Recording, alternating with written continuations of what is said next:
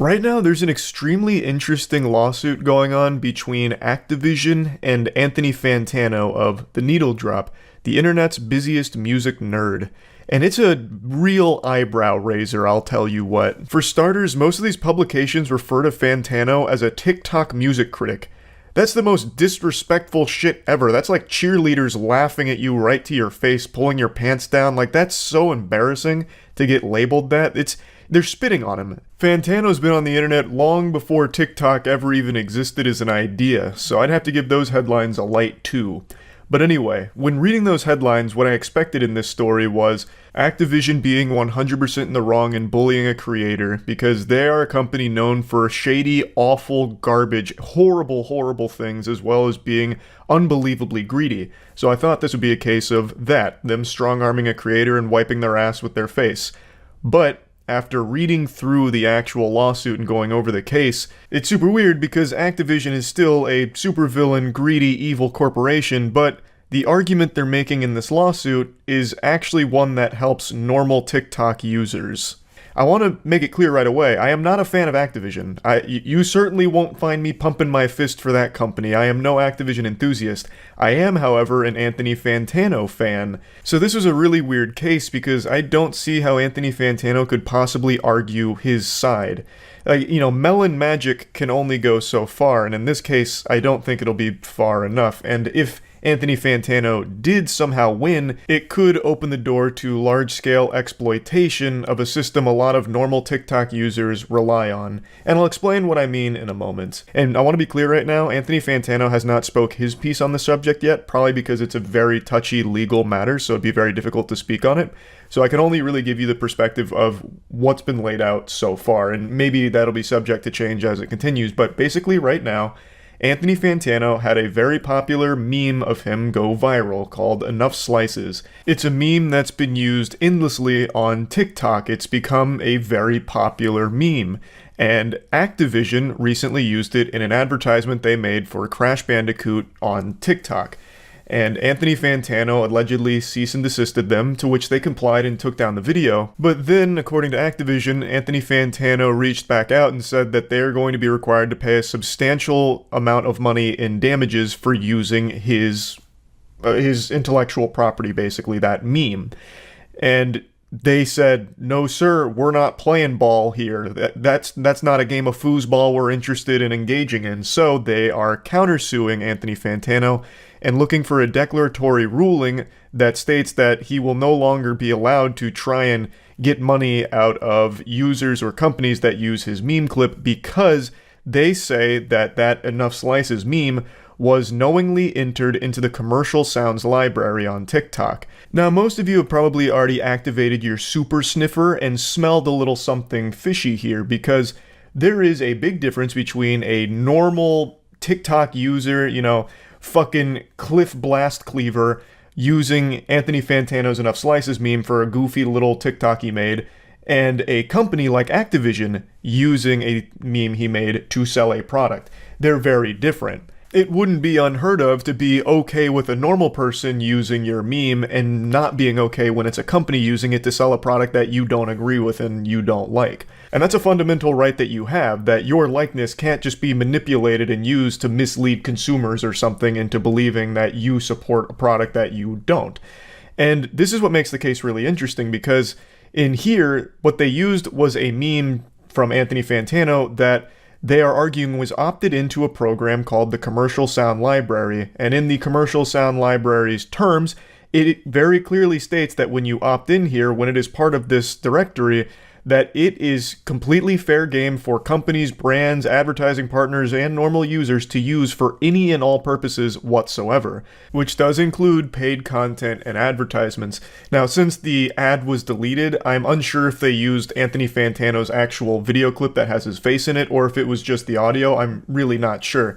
But even still, the meme itself was uploaded, apparently, to this commercial sounds library, so Activision's argument is that he can't just selectively enforce who is and who isn't allowed to use that meme because it has been uploaded to the commercial sounds library, allegedly. He can't just revoke permission for people that he doesn't like or brands that he doesn't support. That's the core of their argument. They're also claiming that this is overt gamesmanship, a nefarious money-making scheme from Fantano, where he'll allow some people to use it, but when he sees that there's a financial opportunity to make money from it, then he strikes and pounces on it and tries to threaten for money in return for the use of the meme clip. According to Activision, he's stated that he's done this before to a couple of other organizations, I suppose, to which they have complied, but Activision isn't going to. They are arguing he doesn't have the legal grounds to do that. He can't just selectively enforce who's allowed to use that when he has knowingly uploaded it to a directory that has a blanket use for everyone for any purpose whatsoever. And it extends to normal users too, and this is what I was saying a bit earlier, where this argument from Activision is actually helpful to normal TikTok users because normal TikTok users often rely on the commercial sound library in their content, and by their own terms, it should be safe for them to use. But if Anthony Fantano does squeak out the W here, the big dubski, it would kind of throw that into turmoil where you wouldn't feel comfortable using the commercial sound library anymore because there could be a bad actor that has swooped in to exploit it, where you might use one of their memes and they'll sue you for it or demand compensation for it even though it was uploaded to the commercial sound library. So like if Sally Strawberry taps into a popular meme and the user's like, damn, that content was fucking cheeks, that was some turbo ass, I want money because you used it, then it would be a lot scarier. Now, obviously, Activision isn't making this argument for the better of the platform. They're arguing in their own selfish interests, but what they're arguing does actually extend to help protect normal users if Activision wins. I've seen a lot of discussion on this topic, and it seems it's all hyper-focused on brand versus creator, which I do understand. A lot of the claims are around brands trying to exploit creators and use their likeness to mislead consumers through advertisements and falsely label support where there is none. Like, I do get that angle, but this case is not specific to just that. If it was, I wouldn't really give a fuck. My heart's not exactly breaking or shedding any tears because brands might not be able to use TikTok memes. That's not a big deal to me. It's just simply, this was in the Creative Sound library, and there is a potential that it wasn't uploaded by Anthony Fantano with his knowledge. There is definitely wiggle room that maybe there was some kind of automatic inclusion in there that he didn't consent to. That is possible, and that would be a core component of this case that would be very, very interesting if that's the truth. But since it is there, and it does clearly state brands can use it for any purpose, then if the rule's against them, it means that no one can really use it for any purpose, because all of a sudden it's now unsafe. This is just one of those things where I do think there's a potential for a dangerous precedent being set, where if someone knowingly uploads something to the commercial sound library, which obviously states that it can be used by anyone, including brands, for any purpose, you really shouldn't have the right or ability to start attacking selectively and threatening people for money, because that extends beyond just brands. That extends to literally any user ever. What's to stop me from uploading tons of audio and sounds and shit to the commercial sound library as bait, and then just going around cease and desisting and demanding money from people that use it because they were under the impression that it was safe to use? It's one of those things that exists on other platforms as well. Like YouTube has one for music. It's the Common Music Library or something like that, where artists knowingly post songs that are DMCA free for creators to use. You know, they just choose the music and it's totally fine, there's no problems. But what if an artist said, you know what, I'm going to put music on here, and when a popular YouTuber uses it, I'm going to demand money from it, even though it's uploaded to a service that states that it's, you know, okay to use and there will be no problems with it. It's one of those things where these directories exist on other platforms like YouTube and Twitch, and if all of a sudden people are able to put things on there as kind of like a trap where you use it and then you could potentially face like a lawsuit or something, it's just bad for everybody, not just brands. And according to a lawyer named Richard Hogue, he believes the company has a decent case. Basically, he says, as described by Activision, it would seem they have a good case. The TikTok audio library appears to allow for general commercial use on TikTok, so anyone placing content in the library should be limited in their rights to challenge. That said, there could still be facts we don't know, like whether an unauthorized third party actually affected the sound's inclusion, or even where it might have been automated. So fundamentally, the entire case is going to have to be argued on Fantano's side that he was not the one that put it in the commercial sounds library. At least that's my understanding of it, because again, it is entered in there apparently, and since it's there, it means any brand, company, or user can use it without consequence. It's fair game, you know? It's open season on enough slices. So Activision saying, since that's the case, Anthony Fantano can't try and threaten them for money because they used it. And Activision is seeking a declaratory ruling that will prevent not only Anthony Fantano, but anyone on the platform, any kind of bad actor perhaps, that might come forward to try and extort money out of users that use content from the commercial sound library, when it's totally in their right to use that content. The only thing that can really win this for Anthony Fantano, I think, is if he can prove that he wasn't the one who opted into the commercial sound library for the Enough Slices clip. It was some kind of third party that automatically entered it in there without his knowledge, or it was, a fucking burglar broke in and in the middle of the night uploaded the Enough Slices audio or meme clip to the commercial sounds library. But I feel like that's the only thing in this case, but even then, I still don't know how liable Activision would be for damages, because it's not like they would know that it wasn't Anthony Fantano that uploaded it. It's there, thus you would work under the assumption that the user is the one that put it there. So the whole case is just really messy, and it really fucking sucks because I very much dislike Activision. I really fucking do. But here, I just don't really see how Anthony Fantano has a good argument in this case. I'm going to go ahead and just play all the stream clips where I went through this from the very beginning here so you can kind of follow along with the entire story. I kind of just broke it down here in the beginning, but in the stream clips you'll get to get the entire, situation. So I'll just go ahead and let that rip. The game company claims Anthony Fantano is misusing intellectual property laws by threatening to sue TikTokers over a widely memed audio clip. Video game giant Activision is suing a prominent TikTok music critic over a viral audio clip that he created, claiming he is unfairly demanding that some of the social media users pay him an extortionate settlement after they reused the heavily memed clip. In a complaint filed Monday in California, Activision accused Anthony Fantano of misusing intellectual property laws by threatening to selectively sue TikTokers who use Enough Slices, a popular audio clip that originated with a video Fantano posted in 2021. Activision, which says it receives such a threat after it used the clip in a promotion for its Crash Bandicoot franchise, claims that Fantano intentionally made the clip available through TikTok's audio library, meaning he cannot now sue the hundreds of thousands of users that choose to use it. This dispute is a textbook example of how intellectual property law can be misused by individuals to leverage unfair cash payments, Activision's lawyer wrote. Fantano was very happy to receive the benefit of the public use of the Slices video. It was only after he identified a financial opportunity, namely receiving unjustified settlement payments, that he suddenly decided that his consent was limited.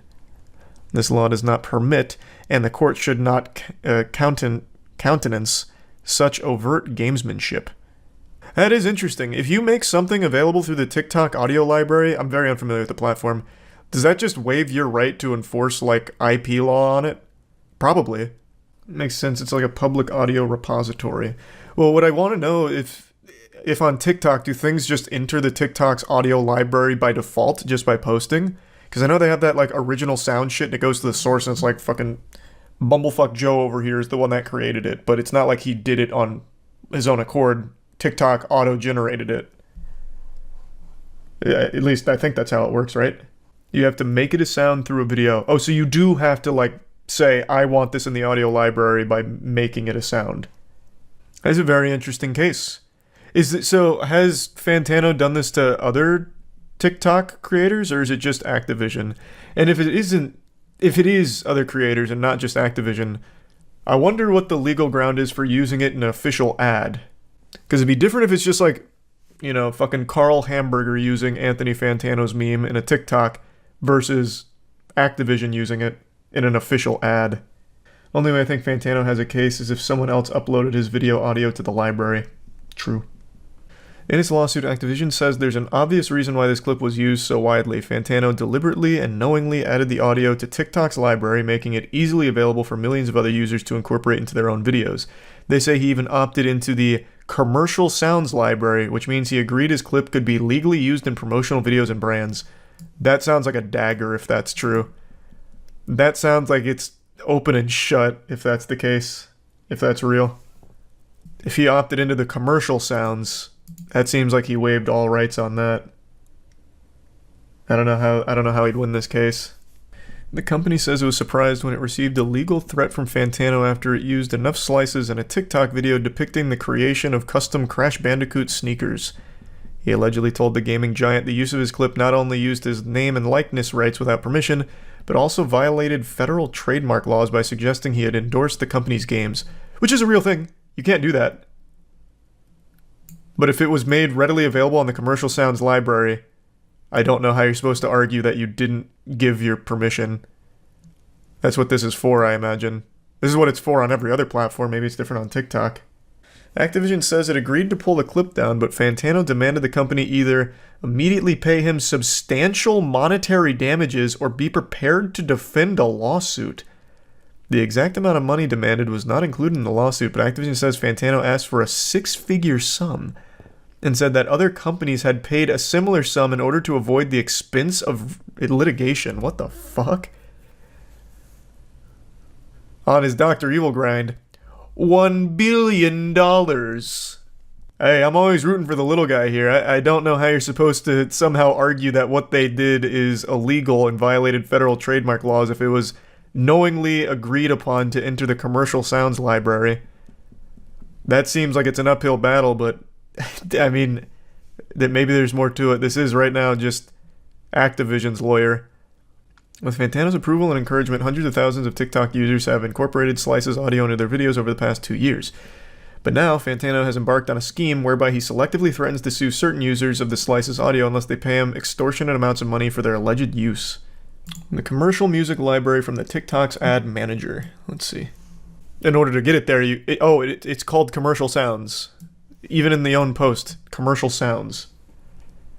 But it's listed as the commercial music library. Okay, I see. So this is it. This is correct. CML features commercial sounds, both with and without lyrics, whatever. Who can use the commercial music library? Is for TikTok users that use TikTok for marketing, advertising, sponsorships, endorsements, or publicity, including official brand accounts, their promotional partners and creators, NGOs, and government organizations. You can also use the commercial music library for organic and paid content. This sounds like it's kaput. If it was uploaded there by Fantano, I think it's probably checkmate. Yes, sir, lawyer critical. Hey, man, it's just basic reading comprehension. If I uploaded me saying, woo, yeah, baby, to the commercial library, I can't exactly be upset if all these brands start using it. I can't then start looking for compensation. Yeah, you can. No, I can't. I literally cannot. Do you agree that your sound can be used by brands, marketing, endorsements, sponsorships, and all of that? Yes. Okay. And now I don't. I've changed my mind. You can't. Why? Because you signed. It's here. You put it here. It's literally the SpongeBob scene of, is this your wallet? Like when Man Ray's trying to return the wallet to Patrick. Was the advert also on TikTok? Apparently, yes. According to this, it was a TikTok video they made about Crash Bandicoot that used the sound. I think Danny's right. I think he'd have to prove that he wasn't the one that uploaded it to the commercial sound library. Even then, that wouldn't be on Activision. Them taking it down at his request would have been more than enough. True.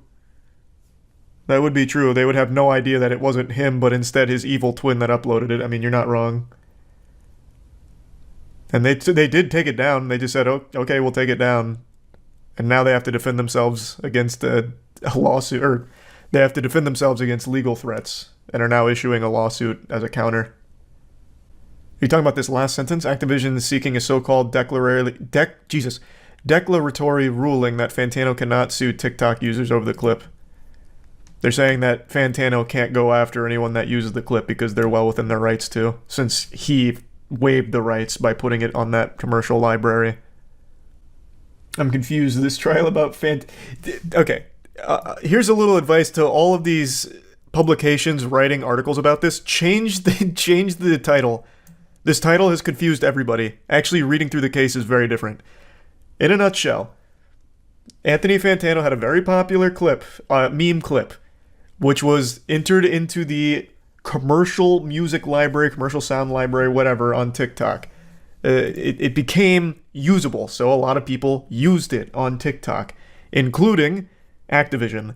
And when Activision used it, Anthony Fantano threatened them, forced them to take it down, which they did, and then said, if you don't pay me a six-figure sum, allegedly, then you're going to have to defend them. You're going to have to defend yourself in court. And then apparently also said other companies have paid a sum to avoid this.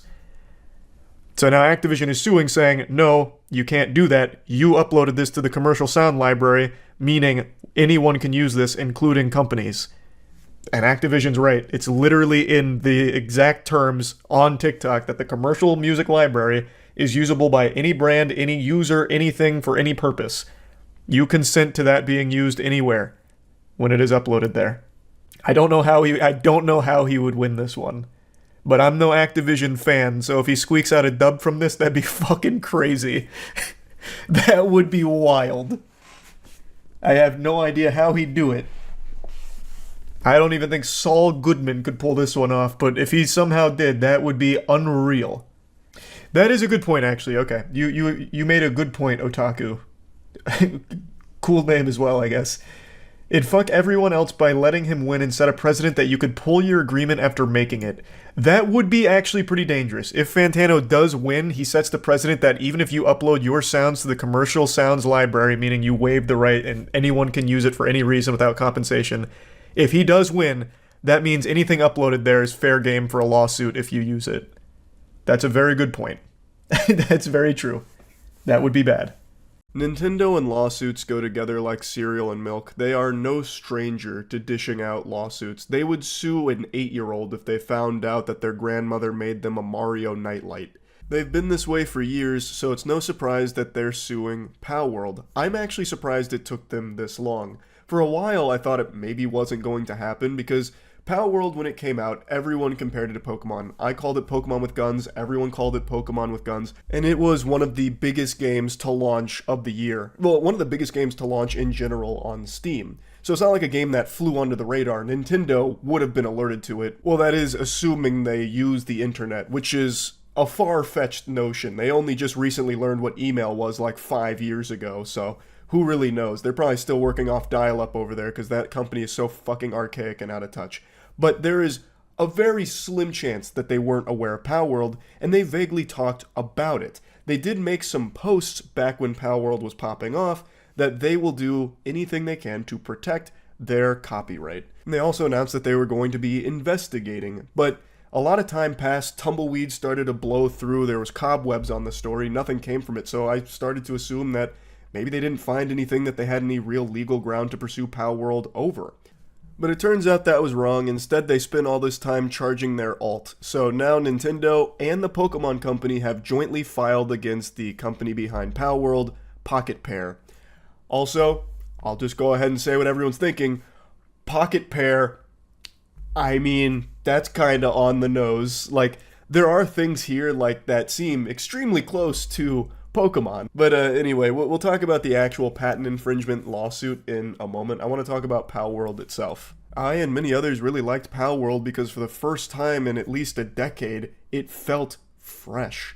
Nintendo's just let Pokemon get super stale and recycled. And somehow they can't even just hit copy and paste correctly half the time. Like the newest one, Scarlet and Violet, was a fucking mess. That game looks worse than some of the Pokemon games that came before it. It's when you continuously download a JPEG and it ends up looking like some kind of fucking cursed images straight from one of the circles of hell. That's kind of what Pokemon's become. It is just the same game regurgitated endlessly, and even when they do try and do a few new things like with Legends of Arceus, it's half-baked, so they don't even fully realize some new concepts they might want to try. It's just, most people, like me clearly, have really lost their faith in Nintendo to deliver a good Pokemon game. Enter Palworld. They take the Pokemon formula and they make it feel fun and exciting. And yes, of course, to the hall monitors out there, you'd be lying to yourself if you said that the pals were totally unique looking. There are some pals in the game that look almost identical to Pokemon counterparts. It looks like they just changed a few colors. But you're not going to hear me whining about that, not going to order any french fries there and shed tears over them having similar designs from their pals to Pokemon, because Pokemon doesn't fucking use them for anything worthwhile. So, I don't really care. I'm not going to be upset on behalf of a billion-dollar company for it, but I did think this was going to be the strongest case Nintendo had against Palworld, because the designs are almost identical in some situations. But it doesn't seem like that's what they're going for. So, the patent infringement lawsuit. That means that they believe Palworld infringes on a patent they hold. So, not like designs or anything. Instead, they are seeking an injunction against infringement and compensation for damages, which indicates the lawsuit is civil. And according to an attorney, the fact that it's a patent infringement suit and not a copyright claim means the case isn't about copies of Pokemon themselves, but rather some aspects of the game design that Nintendo and the Pokemon Company protect as a new invention patented. That really raised a few eyebrows because, like I said, the main thing people point out is how similar the designs of some pals are to Pokemon. So you would think that they'd go after them for a copyright infringement, like, hey, you've taken our characters and you've made one-to-one knockoffs. You've made bootleg Pokemon over here. But they're not. They're not trying to make the argument, hey, you took a Rayquaza from us and turned it into a Rayquazar in Palworld. They're going after them for patents, meaning like technical inventions that they own the rights to. So in when it comes to games, sometimes things that are patented are mechanics. So the most notable one that I see referenced a lot, and it's one that I think about from time to time, is the Nemesis system from the oh my god, my nose is really getting congested here. Is the Nemesis system from like Shadow of Mordor, Shadow of War. That's an incredible system, and there's a reason you've never seen it used since. It's because Warner Bros. Has that patent and they just shove it up their ass and just sit on it. They don't use it, and no one else can use it because it's patented. There was also a really notable one. You know, mini games that used to be in the loading screen of games a long time ago? Well, that was patented as well. So there was a reason why you no longer had mini games when a game was loading for such a long time. It was patented. Now, conceptual and visual similarities aside, Palworld and Pokemon play wildly different. Palworld is a survival game with an emphasis on exploration, building, and combat. Like, you use fucking guns. Like, it is wildly different from a Pokemon game from a gameplay perspective and what you're actually doing. So, it's weird to target that. However, it seems, and this is the best guess that people have, that Nintendo has a patent on video game character throwing an item to catch a monster while out in a field. So, the Japanese application specifically refers to Pokemon Legends Arceus, which allows players to throw Pokeballs in the overworld rather than limit catching to wild battles. It also includes what looks to be a version of the game's Pokedex pages, which track information like how many times the player has encountered the Pokemon in question or has seen it use a specific move. Palworld does contain catching mechanics similar to Pokemon Legends Arceus, so this may be one of the patents included in the lawsuit. Additionally, developer Pirate Software speculates that the lawsuit relates to Palworld's Pal Spheres, which are similar to Pokeballs, and Nintendo filed a patent for this in Japan back in 2021 and got it approved in 2023. I think the speculation is probably correct here. Those are like the two main gameplay mechanics that Palworld has that Pokemon also has. I can't really think of any others off the top of my head that are patented, at least. So I think that's probably where they're heading with this lawsuit. And I know a lot of people have talked about this, but I want to echo it. Patenting gameplay mechanics fucking sucks. It stifles creativity because a mechanic can work as a foundation that others can build upon and create something beautiful out of. That's like the very definition of how some art blossoms. It starts somewhere and it evolves through others doing similar things but growing it in different ways.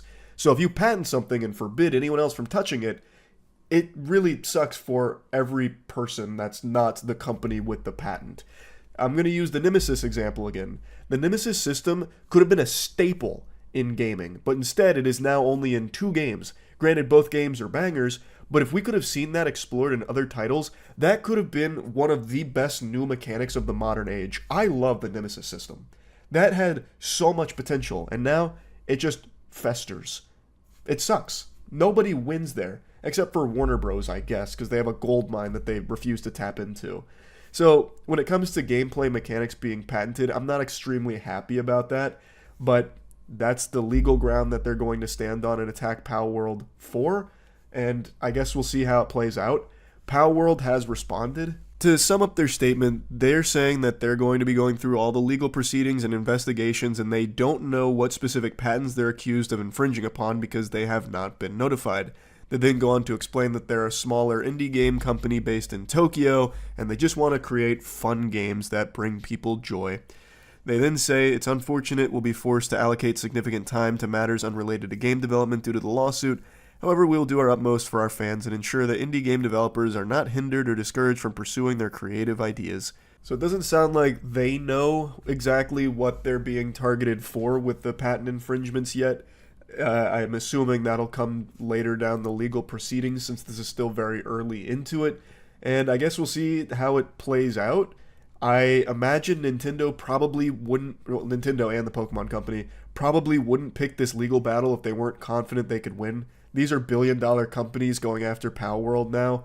That's going to be tough. Or maybe it won't be. Maybe they have a trick up their sleeve to prove they didn't infringe on any copyright. Who knows? I guess we'll see. Anyway, though, that's about it. See ya. Yeah, I'm a filthy little greasy goblin today. Clearly I haven't showered yet, and maybe I won't shower today. That's the beauty of being an adult. I get to make my own gross choices. But what I'm choosing to do before showering, at the very least, is talk about the most wild development in any drama situation I've seen so far. Across the entirety of my time on the internet, I haven't seen drama reach this climax before. I'll go ahead and speed run the breakdown of the chess cheating drama that's been going on for over a month now. I've been following it since the Genesis. It has been a non-stop, action-packed, wild and wacky ride straight into fucking drama Valhalla. It has been the gift that just keeps on giving. The carved wood drama is unlike anything I've seen before. It all started when Hans Niemann played Magnus Carlsen at a tournament. Hans Niemann beat Magnus Carlsen, which was a surprise to the entire chess world since Magnus Carlsen is the best. And then Magnus Carlsen made a loose accusation of cheating against him. The entire chess community then started accusing him of cheating against Magnus in order to win. That's when the anal bead cheating theory was hatched. Some people speculated he may have had Stockfish, a chess engine, stuffed into a small butt plug that he inserted into his asshole before the tournament, which fed him the correct moves. This was more or less just a meme theory, but a lot of people truly believed Hans Niemann was cheating. Eventually, it came out that Hans Niemann did actually cheat in online games. Hans Niemann even confessed openly to cheating in online games, but maintained his innocence in over-the-board physical chess matches. And then Chess.com came out with evidence against Hans Niemann that he has cheated in more online games than he initially let on, including online games for tournament money, and more than he had initially said to the community. And that's where the drama had stopped until today, where Hans Niemann published this lawsuit going after all of the people that have been very staunchly against him and hard accusing him of cheating. A $100 million lawsuit has just been filed by Hans Niemann against Magnus Carlsen, Magnus Carlsen's company, Play Magnus, Danny Wrench and Chess.com, and Hikaru Nakamura. A $100 million minimum lawsuit. Now, this is a defamation case. Hans alleges that all of the cheating accusations he's been slapped in the face with have had a detrimental impact on his career and his reputation, and also are hindering his future in the profession that he's dedicated so much time for, which is obviously true. I think there is somewhat of a real concern of being blacklisted from tournaments going forward just based off the reputation as a whole. But also, Magnus Carlsen said he refuses to play Hans Niemann. The last time the two met each other after this cheating scandal, Magnus Carlsen resigned after 2 moves. He just fucking rage quit. Man just fucking disconnected the Ethernet cord and left the Call of Duty lobby. He just outright immediately forfeited because he just refuses to play Hans Niemann, believing that he's a cheater. So this means that if a tournament wants to have Hans Niemann and Magnus Carlsen competing, they really can't. They'll have to choose one or the other, because if the two meet again, Magnus will likely just flip the board once again. So this could absolutely impede Hans Niemann's career going forward, as well as the opportunities and tournaments he can play for. Now again, I really do want to drive this home. While Hans Niemann has publicly confessed to cheating and Chess.com has publicly come out with more evidence to confirm his online cheating, he still 100% maintains he's never cheated in over-the-board chess, and as of this moment, there is still not concrete 100% confirmed proof that Hans Niemann has cheated in over-the-board chess or cheated against Magnus Carlsen. And we may never know if he did. We can't go back in time and spread his butthole in front of the camera and check if there's anything there. We just don't have that ability to do that yet. Now, I do want to mention there have been studies run on Hans Niemann's performance, and some of them raise some concerns amongst the community. There also have been chess engine correlation reports run on Hans Niemann's games to see how many of his moves correlate to moves engines would make. But all of these, as I understand them, aren't definitive proof that he is cheating. So we just don't know for sure yet. Everyone's going to have different opinions on it, and it's just such a messy situation. And now we have this lawsuit to dissect. So, like I mentioned, he is suing some of the people that have been hard accusing him of cheating for at least $100 million. I'll go ahead and stand up in front of the class and read it out loud.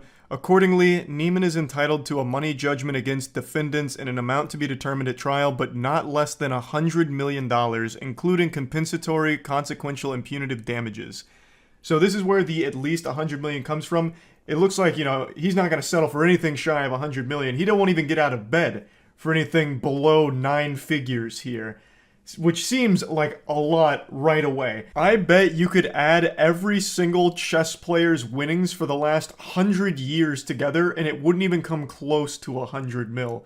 So this number is shooting for the stars here. And just for reference, here's the top 10 all-time prize money winners. They're not even breaking 10 mil. So it really seems like that number is way out of proportion here. Hans Niemann could play chess professionally for the next 1,000 years and never even come close to earning $100 million. So those damages seem outrageous, but I'm not a lawyer, and from what I understand, this is very normal in defamation cases where they just put an absolutely astronomical number there just to try and get as much juice for the squeeze as possible and make it like as big and scary and intimidating as it can be.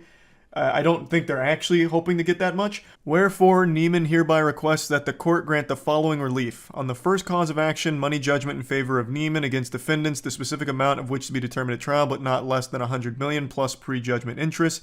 And then B, second cause of action, same thing, no less than 100 mil plus pre-judgment interest. Point C, third cause of action in favor of Niemann, not less than 100 million plus pre-judgment interest. Point D is a little bit different. Money judgment in favor of Niemann against defendant, specific amount of which to be determined at trial plus pre-judgment interest. This doesn't have 100 million listed there for some reason, but it's the exact same wording. And then point E, fifth cause of action, no less than 100 mil. Now, this is where my little reptile brain started to malfunction and overheat here, because it looks to me like it's 4 separate asks of 100 million each, which would be a $400 million total. And that's how a lot of other people interpreted it as well. But after doing a little more research and seeing what a lot of lawyers are saying about it, it appears that these 4 things that list 100 mil as like the damage is if any of these 4 are found to be truthful, then any one of them should amount to 100 million in relief to Hans. At least that's how some of the lawyers have broke it down. Basically, the reason it's there 4 times is if any of these are found true, then it should be 100 mil, and it's not going to stack. So if multiple are found true, it'll still just be 100 mil. It's not like additional or anything like that. So I'm going to run with that because that's what makes the most sense to me once it was explained. I don't know if I'm doing it justice and explaining it to you guys, but it looks like the total is 100 million, not 400. Either way, though, that is still a super duper high amount to be suing for here. Now, after reading and watching some lawyers break this down, most of them were giving their perspective on whether or not this is even like a winnable case in any capacity for Hans Niemann, because there are some sections of this lawsuit that are just downright weak that they point out, but also some of it just reads like an angry blog post from like a salty soccer mom in a couple places. Like there's a whole section where they just put in parentheses king of chess when referring to Magnus Carlsen and talking about him being a coward or a sore loser who couldn't accept losing to Hans Niemann. So things like that stood out to me as like, wow, that doesn't sound professional. I wouldn't expect to see that kind of language in a lawsuit. But the lawyers were more focused on whether or not this was a legitimately winnable case. And most of them agree that the lawsuit does actually have some bite to it, but not all of it. So Hikaru Nakamura being listed here seems like that's completely a lost cause. They were kind of scratching their head on that one because in order for Hans Niemann to win against Hikaru, he'd have to prove that Hikaru knew Hans wasn't cheating knew the evidence wasn't legitimate evidence and then still accused him of cheating anyway, which of course sounds impossible to prove. But his claims against the Magnus Carlsen and Play Magnus as well as chess.com, most of them were saying there is a chance for Hans Niemann to squeak out a victory here because there isn't actual evidence to prove he's cheated at the moment. So it would all come down to discovery. Most of them were saying discovery will be like the actual deciding factor in how this case goes because they're going to need to prove that they have real evidence that Hans is cheating in over-the-board chess, at least according to some of the lawyers I've watched. Otherwise, Hans Niemann does have a case against them for the defamatory statements of cheating and the accusations and implying that he's cheating because it's such a reputationally damaging thing that impedes his ability to compete further. Overall, though, what a crazy development in this whole chess cheating scandal drama. We started from anal beads and now look at us. Yeah, this shit is just going insano style. So yeah, just wanted to drop that hot plate of spaghetti and meatballs on the table for you here because, wow, that's really about it. So yeah, you should check out Acerthorn. I discovered him a year ago on YouTube. He's currently suing me for $1.2 million for copyright infringement. There's vids about it. He also sued his university, parents, state of Arkansas, Google, Microsoft, etc. You're one of the people named in the Acerthorn case? So as I understand it, and if you really are someone named in this suit, maybe you can shed a little more light on it in the chat. He is suing these YouTubers because for Acerthorn's content, he only does paid content, paid streams, where you have to pay him, I think it's $20 to listen to him ramble. And some YouTubers used clips from one of those paid streams in order to talk about the points he was making. So he's saying that they owe him $20 per view on the videos they made about it. I only know a little bit about his history, but apparently he's just one of those serial suers that just sues everyone and everything for every trivial possible reason he can think of. In fact, he would probably even throw a lawsuit at me for defamation for even talking about it, I imagine. Which would be quite the power move. Originally this started after a collab stream between me and Acerthorn in which he timed out a lot of chat users for mentioning his past in the court. I didn't agree and asked what it was about. I was yelled at and he left in rage and later sued me. Somehow he attracted the attention of more content creators like Kretosis, Sid Alpha, and he added them to the lawsuit as well. Can't you just say no if someone sues you? I see we have a lawyer in here. You can't sue me if I don't agree to it. You don't have my consent. Honestly, this reads like a promotion. I'm a YouTuber and Twitch streamer. You can find my links here. Here's my YouTube and my Twitch. I know he did this because he proceeded to make a video that included this clip. See infringement 23. Can you say this in a lawsuit? He acquired possession of that clip because duh? What self-respecting lawyer would write that? This is like a teenager's blog. Does he write these himself? That means he necessarily acquired it through unauthorized means. Oh, so you wouldn't download a car. Here. The first is the most obvious, that Acerthorn is factually... The lawsuit says he's representing himself. Yikes. Oh my god. So does he just do these frivolous lawsuits as like a creative writing piece? The last time I saw someone represent themselves in court, it was a guy who murdered someone and his defense was, yeah, I murdered her. And what are you going to do about it? Well, I'm not exaggerating. The guy who murdered, I think it was his girlfriend or something. It was a viral clip on YouTube like a year ago. The guy who murdered his girlfriend was like, I murdered her, but you're all getting how I did it wrong. This is how it happened. And he did it like he was delivering some kind of pregame pep talk. What actually happened is I killed her over there, not over there that you claim. As if that was like what was up for debate. I probably can't show the clip, and it's pretty fucked up because it's an actual murder case. But yeah, that was the last time I saw someone represent themselves. He wasn't denying that he killed her, he was just saying that they're getting the story wrong of how he killed her. Was he found innocent? I don't think so, man. But imagine the world were like, oh my god, he's right. It looks like she really was killed in the other room. Like it's a game of Clue. Oh, it wasn't Colonel Mustard in the library. Now we gotta let him go. Watch the clip. I'm not fucking touching an Acerthorn clip. This shit's like handling raw sewage. No chance. I'm not touching him. So it's a 2-minute clip. It's really... it's not a 2-minute clip. It's really short. Some sort of evidence to prove to me that he has been harmed in any appreciable way, as I seriously doubt very many of my own viewers would be willing to lobotomize themselves to the point where they would be willing to provide such an inept content creator as Acerthorn with any money whatsoever. There is, however, a third decision. Get ready for the next lawsuit, Sid Alpha, for that little smackdown there. So, Sophian says that the clip is him accidentally going live and spazzing out. So is the reason he got all upset because he looked silly? Is that what it's about?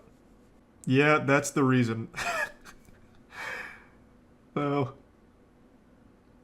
Thanks to give some Big Mary. So how does that even happen? Like, he accidentally started streaming and then what, just making noises? Like, what was he spazzing out about? I'm not gonna look it up. I'm not gonna even take the chance. Like, I can't think of a single time I've ended stream and just started going like fucking wacky inflatable tube man with my arms and making crazy noises or anything. Imagine Crazy Frog, but stupider. He was just doing goofy stuff. You telling me the guy accidentally started his stream and just started hitting the bring ding ding ding ding or something? Is that really what happened? Man, he should be thanking people for covering that. That makes him look human. He accidentally emoted. Acerthorn has ever questioned why. And while I know he's watching, I'll let him go and spend a few furious hours looking up a few dozen legal precedents that only tangentially relate to what he alleges. Why? And because I'm a cruel bastard like that. Bro, you're using big words. Acerthorn in his own lawsuit put in parentheses because duh. Voice crack, wow. Like, you're throwing words around that he's gonna have to Google and you're gonna insult him with it. Also, within the Sophian P lawsuit, we already know that Acerthorn claims he did not make those noises, which we all know to be a blatant lie, and it will be fun to watch him twist in the wind over that one as well. Myself in a lose-lose situation, whereby in order to have a copyright to even enforce, I must admit to having made the noises myself, which in turn means I must publicly admit to being deranged. Not quite, but... What are you talking about? Everyone makes goofy noises from time to time when they're alone. Shit, I make them on stream sometimes too. What do you mean you have to admit to being deranged? What is wrong with you? What? Oh my god, now I have to publicly come out and say that I'm a lunatic because I made silly noises. People are gonna look at me like I'm a fool. Thus, I'll sue this man. That way no one thinks I'm a fool. Jesus. In order to avoid looking like a clown, he became the whole circus.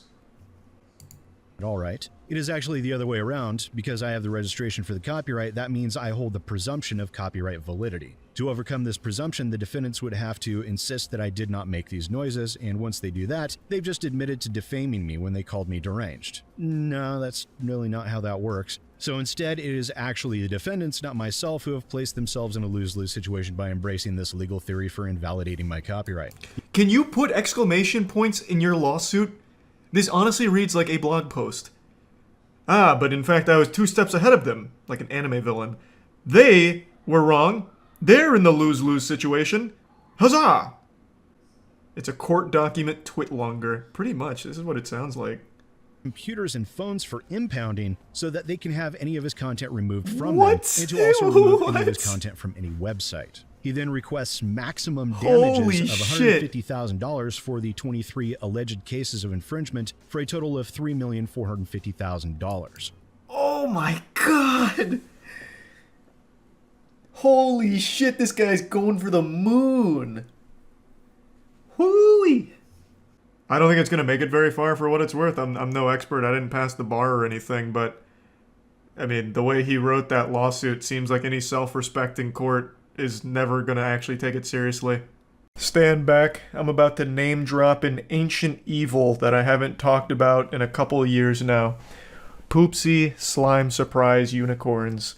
This was a very expensive toy that was marketed towards children, and the whole concept is it's a unicorn that poops into a toilet.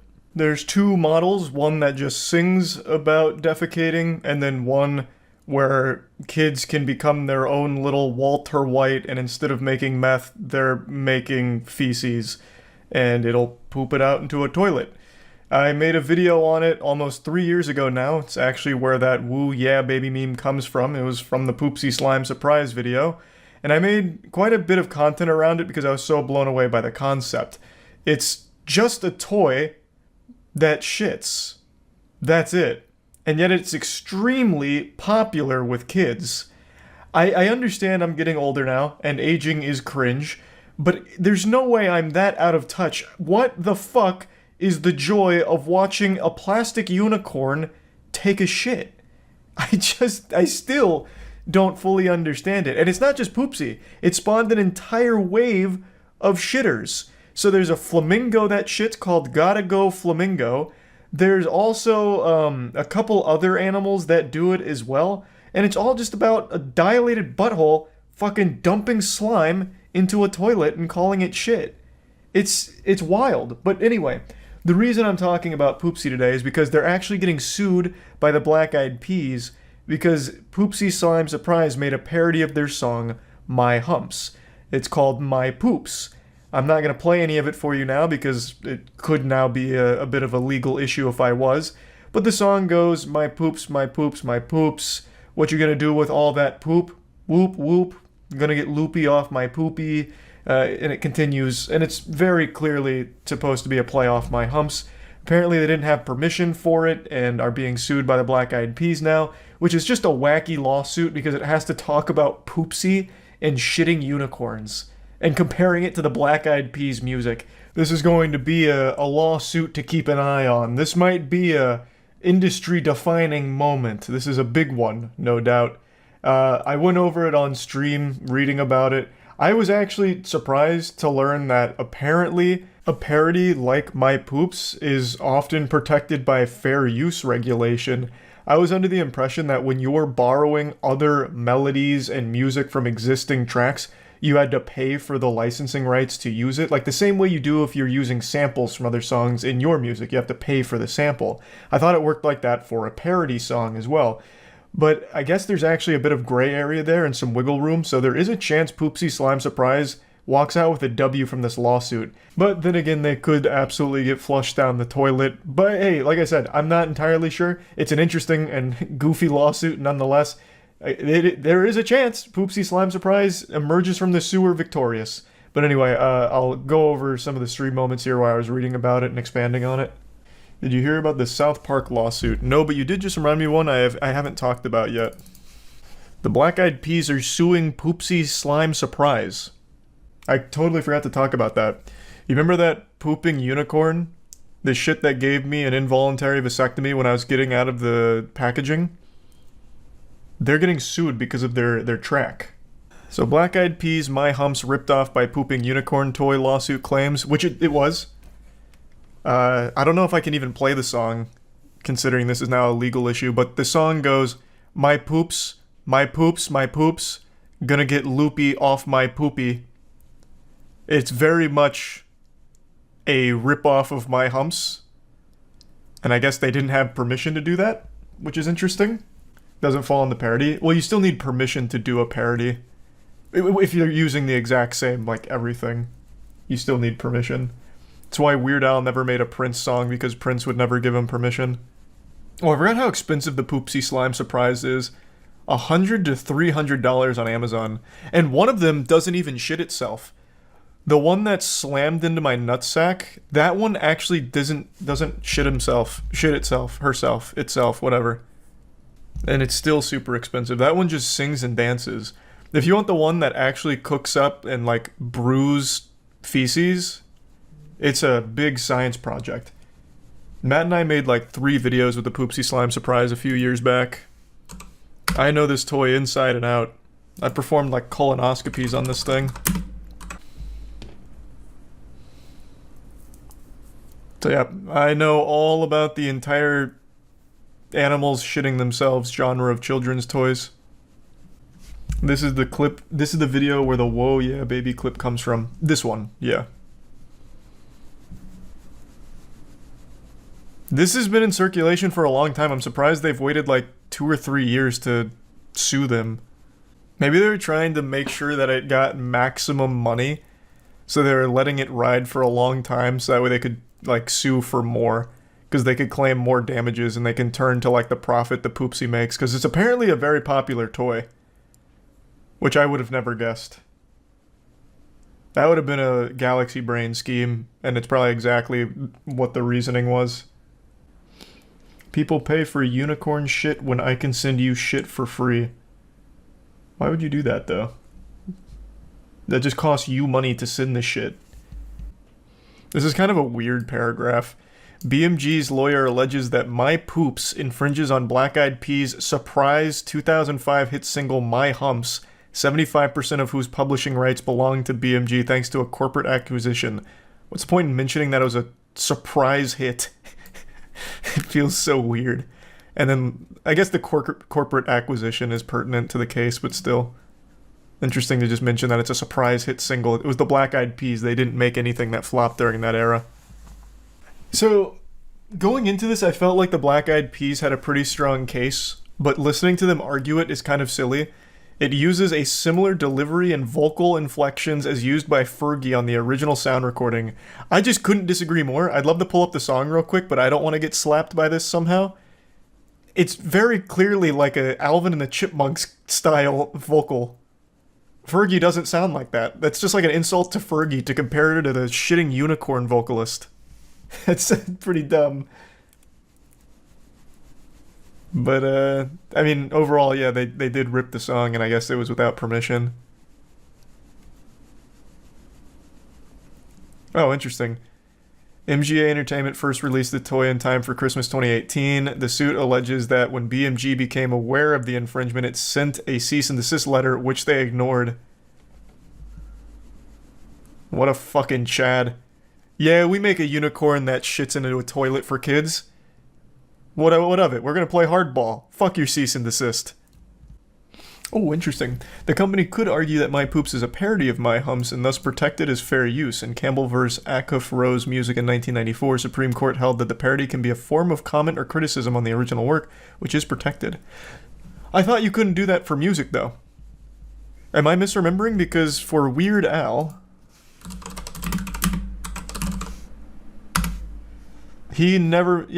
Weird Al never did a parody of a Prince song and never will.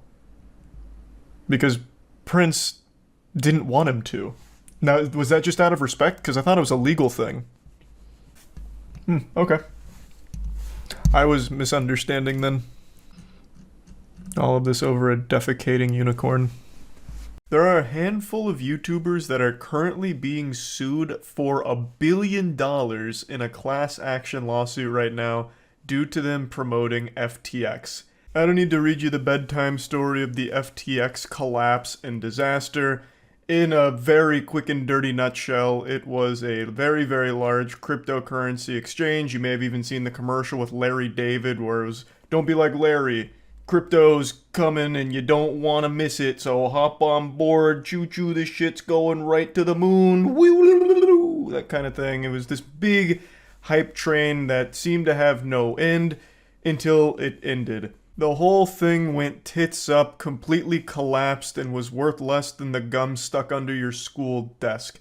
It was revealed to be fundamentally just a giant scam, and the person behind it, Sam Bankman-Fried, this weaselly goblin homunculus, was basically just a big fraudster, the puppet master behind this whole thing. And so the train derailed, and instead of spilling vinyl chloride, it spilt dust, because there was no money in there at all. So many people lost so much, it was a complete catastrophe, and since the days of its crumbling, a lot has happened. Not just with the people on the inside like Sam Bankman-Fried, but even the people who were loosely connected to it, like brand ambassadors, for example. They've already put Tom Brady, for instance, in the crosshairs. Tom Brady was a big FTX shill, as were quite a few other celebrities, but one of them I'd like to make special note of is Shaq. According to numerous sources, Shaq is currently trying to be issued a lawsuit for his involvement with FTX, but is hiding from them in his own home. So it's just almost kind of comical to think about Shaq hiding from the FTX lawsuit, like real Looney Tunes style, like he's, crouching behind his bar in his home or something while the guy's trying to deliver paperwork to him, but he can't find him, like a mission out of fucking Splinter Cell or something. It's a wild situation. A ton of A-list celebrities are being sued because of all of this. And now it extends to more than just the A-list Hollywood celebrities and sports stars. It's extending to the YouTubers as well. Which brings us to today's topic. There is a handful of YouTubers who are getting slapped with a $1 billion lawsuit for their involvement in the promotion of FTX. 1 billion clams. 1 billion sweet, precious doubloons are at stake now for these YouTubers. And CoffeeZilla just posted a video going over all of it in great detail, so I'll put a link to that in the description. I just want to kind of give you the nitty-gritty of it and kind of get into what's going on and really what it means. Now, you might have had a little twinkle in your eye when you noticed a few of those names were familiar to you, and that's totally natural because these are huge channels on YouTube. They have millions of subscribers, and all of them are financial channels. Their content is always centered around big schmeckles. The topics are money, making money, advice, following trends, crypto, the whole kit and caboodle. And speaking of recognizing names on the list, I don't know if you caught it, but we actually have a cameo from a supervillain we may have seen in the past, BitBoy Crypto, Ben. Ben is named in this lawsuit. BitBoy Crypto is someone I've made 2 videos on now. The first was when he sued a YouTuber who was making jokes about him, and the second time was when he called a completely random woman a child molester because the woman was calling him out on promoting dog shit crypto. So, I'm not the biggest fan of BitBoy Crypto. So seeing his name in there kind of gave me little butterflies in my tummy. I had a little smile like, oh wow, how the tables have turned, because usually BitBoy Crypto is the one administering these lawsuits, which is a joke CoffeeZilla also made in his video, because it's just an easy dunk. BitBoy Crypto is very loosey-goosey with frivolous lawsuits, and now he's being named in a big lawsuit. It's poetic to a certain extent. But I'm going to have to go to bat for him, because BitBoy Crypto, as pointed out by CoffeeZilla, was actually one of the very few financial channels who started calling out FTX before they even collapsed. I know, I couldn't believe it when I heard that either. I didn't think I was even in reality anymore. I thought I got trapped in a Naruto genjutsu. The odds of BitBoy Crypto offering good advice are incalculably low. It's almost impossible. It's like almost as impossible as fucking Netflix's Big Mouth telling a good joke. BitBoy Crypto's entire career is built upon offering the worst crypto investment advice into these absolute dogshit moonshot coins that almost always lose his audience money. And yet, in this specific case, he fucking nailed it. He got it right. According to CoffeeZilla and his research, Ben had actually made a handful of videos letting people know that they need to get out of FTX immediately. That it's toxic, it's bad, and shit's not looking good, it's evil, this and that. And he was absolutely right. I mean, even a broken clock is right twice a day, as they say. And Ben absolutely hit the nail on the head. He pinned the tail right on that donkey. He was telling people like a month before the collapse even happened that they need to pull out now. And still, he gets named in the lawsuit here. As you can imagine, a lawsuit like this is a reputational stain for all of these YouTubers because people look to them for financial advice. And now their credibility has been fucking slammed. It's been slapped by this because they were shilling a fucking scam, basically, that lost a ton of people money. The big issue is they weren't just talking about FTX positively because they wanted to talk about FTX organically. A lot of them were being sponsored to talk about FTX and promote it. In fact, some of them even had a podcast that was sponsored by FTX. It's now been deleted, of course. They buried that as far into the soil as they could. But they were being paid to shill FTX, which, of course, gave FTX access to even more victims. It brought more people to the slaughterhouse here and completely butchered their finances when FTX inevitably crashed. So now let's start eating the meat to get to the bone. It's targeting financial YouTubers. I think you can probably imagine why. Financial YouTubers are looked at as experts in this kind of subject matter. Promoting FTX gives the perception to the audience that they've done their due diligence. They're working on the assumption that this financial YouTuber is trusted source when it comes to this kind of information, so this product, which fits right in that wheelhouse, must be something legit and safe. Because this financial YouTuber is talking about it and feels comfortable enough promoting it, it's probably legit. They're viewed as experts, thus, when they're doing an FTX sponsorship, it makes it seem even more legit than if it was just some completely random goofball that has no knowledge whatsoever on anything like crypto. So that, to me, makes a lot of sense, but in CoffeeZilla's video, he talks to a real lawyer, Legal Eagle. Legal Eagle is an amazing channel on YouTube that I can't recommend enough, and Legal Eagle weighs in and says that he actually views this as kind of a meritless lawsuit. I'll do my best to break it down very quickly, but keep in mind I'm also a fucking idiot. So, the first thing that the lawsuit needs to be successful is it needs to connect the endorser to FTX itself. But the people that were endorsing it, I mean, they're not employees of FTX, they're not agents, they're not directors or anything like that. And oh my god, I got something in my eye. Fucking Sam Bankman-Fried shot a dust particle right in my eye. And then the second main component is they need to have the endorsers be liable, kind of like privy to what was happening at the behind the scenes of FTX, which Legal Eagle argues is kind of factually odd because even if they're endorsing FTX, it doesn't mean they understand what's going on the inside of the company. They're not necessarily going to be given information that isn't available to the public. They're not going to automatically know more than what's publicly accessible to everybody else.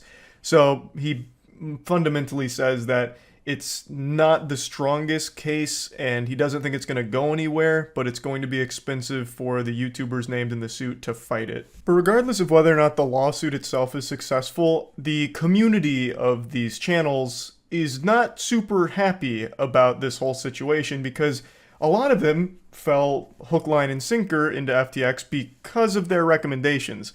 In CoffeeZilla's video, he interviews one of the people here, and CoffeeZilla doesn't pull punches. I always very much appreciate that about his interviews. So here he does absolutely lay it down to get to the bottom of very important questions such as, are you going to give back the money you made from the sponsorships?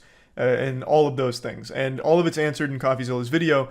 But one thing that's interesting about the person being interviewed here is that he puts the onus on the viewers that fell for it, not so much him. In fact, he makes it very clear that he doesn't feel responsible. He just feels bad that some of the people that lost all of their money for being irresponsible in their own personal way. He doesn't feel responsible for it, which I found very interesting. I agree with CoffeeZilla that the viewers look at channels like his and other financial YouTubers as experts in this field. So when they're recommending something like FTX, they assume due diligence has been done and that this is a trustworthy organization that they can put money into. And in the case of FTX, that couldn't have been further from the truth. Thus, their credibility now is completely in the shitter. And a lot of people lost a lot of money from this trusting these YouTubers, which is a big problem. And that's a point CoffeeZilla likes to make at the end of the video that I think is a very strong point. So overall, these YouTubers are being sued for $1 billion. It doesn't, from the sound of it, from the expert like Legal Eagle, it doesn't sound like they're actually going to lose a collective $1 billion from all of this unless some kind of crazy shit comes out. But regardless, it highlights a huge issue where they would promote this product without ever really bothering to look that deep into it, which isn't a problem that's exclusive to just these financial YouTubers. That extends to the broader platform of YouTube as a whole. And in fact, it's happened to me before as well. On the official podcast, we actually had a sponsorship slot for Robinhood. And even though Robinhood isn't like an outright scam or anything, at least not that I know of, they have done some unforgivably shady shit. And I still feel awful about that whole situation because they had like 5 slots on the podcast and I thought it was a good service, but I was kind of naive to think that. I am no Robinhood fan anymore after the multitude of scummy moves they've made. So it is something that has happened in other verticals of the platform, but in this case, it is targeted directly at the financial YouTubers in the lawsuit, and it's a very interesting situation here that I'm going to keep my eye on to see how it all plays out. But anyway, just wanted to talk about it a little bit. That's about it. So yeah. I've been more into lawsuits than Saul Goodman recently. I've become such a huge lawsuit enthusiast over the last, 6 or so months. Not me, issuing lawsuits, I've still never done that. Though, with all the stories I've read, that could be a very interesting branch of content, just frivolously filing lawsuits to see how it goes, I guess. Because apparently no one ever gets punished for doing that. Best example is the classic, silly Billy Mitchell, the video game player of the century who files a new lawsuit anytime someone makes a joke about him being a cheater. And I'm not using the word allegedly, Billy. You are a scumbag cheater, and I hope you lose all of your ongoing lawsuits, brother. But anyway, enough bravado here and lat spreading on Billy Mitchell, celebrating every single L that he keeps taking, and will most likely continue to keep taking. Let's focus on what I want to talk about. I have really enjoyed diving into the most outrageous, most unhinged lawsuits imaginable. And last night, I found the magnum opus. This is the craziest lawsuit I've ever even been made aware of. There was a lawsuit I covered a couple years ago where there was a Twitch viewer who was suing Twitch because they were showing him female streamers and he couldn't stop jerking off, so he was suing for millions of dollars worth of damages, claiming it's immoral that Twitch would have these, female streamers doing suggestive things and it forces him to masturbate or whatever. And that, to me, for a while, was probably one of the most entertainingly awful lawsuits I'd read about. But what I read last night actually beats it. A man in Australia filed a lawsuit against a hospital for $1 billion Australian dollars, which converts to about 643 million freedom bucks. And the reason he was suing this hospital is because he watched his wife give birth. He believed that what he had witnessed there was basically a war crime, like a violation of his human rights and a complete failure on that hospital's duty of care to him to make sure that he didn't see that. He was upset because the hospital not only allowed him to watch his wife's birth via C-section, but also encouraged it. Which to me doesn't sound like anything weird from the hospital. I mean, they call it the miracle of childbirth for a reason. Plus, if he wasn't allowed to watch it, I feel like that would be a huge problem. Being denied access to your wife during the most important moment of your relationship, I imagine would actually be grounds for a lawsuit. Most people, I would imagine, would want to be there with their partner to comfort and be able to take part in the gift of life, I guess. But this guy believed that they should have shielded his eyes and plugged his ears or something, and the fact that they didn't caused him psychotic illness. And he believes he's entitled to at least $1 billion Australian dollars in damages. Did you hear about the man suing a hospital for $642 million after watching his wife's C-section and said it gave him a psychotic illness? You've got my attention.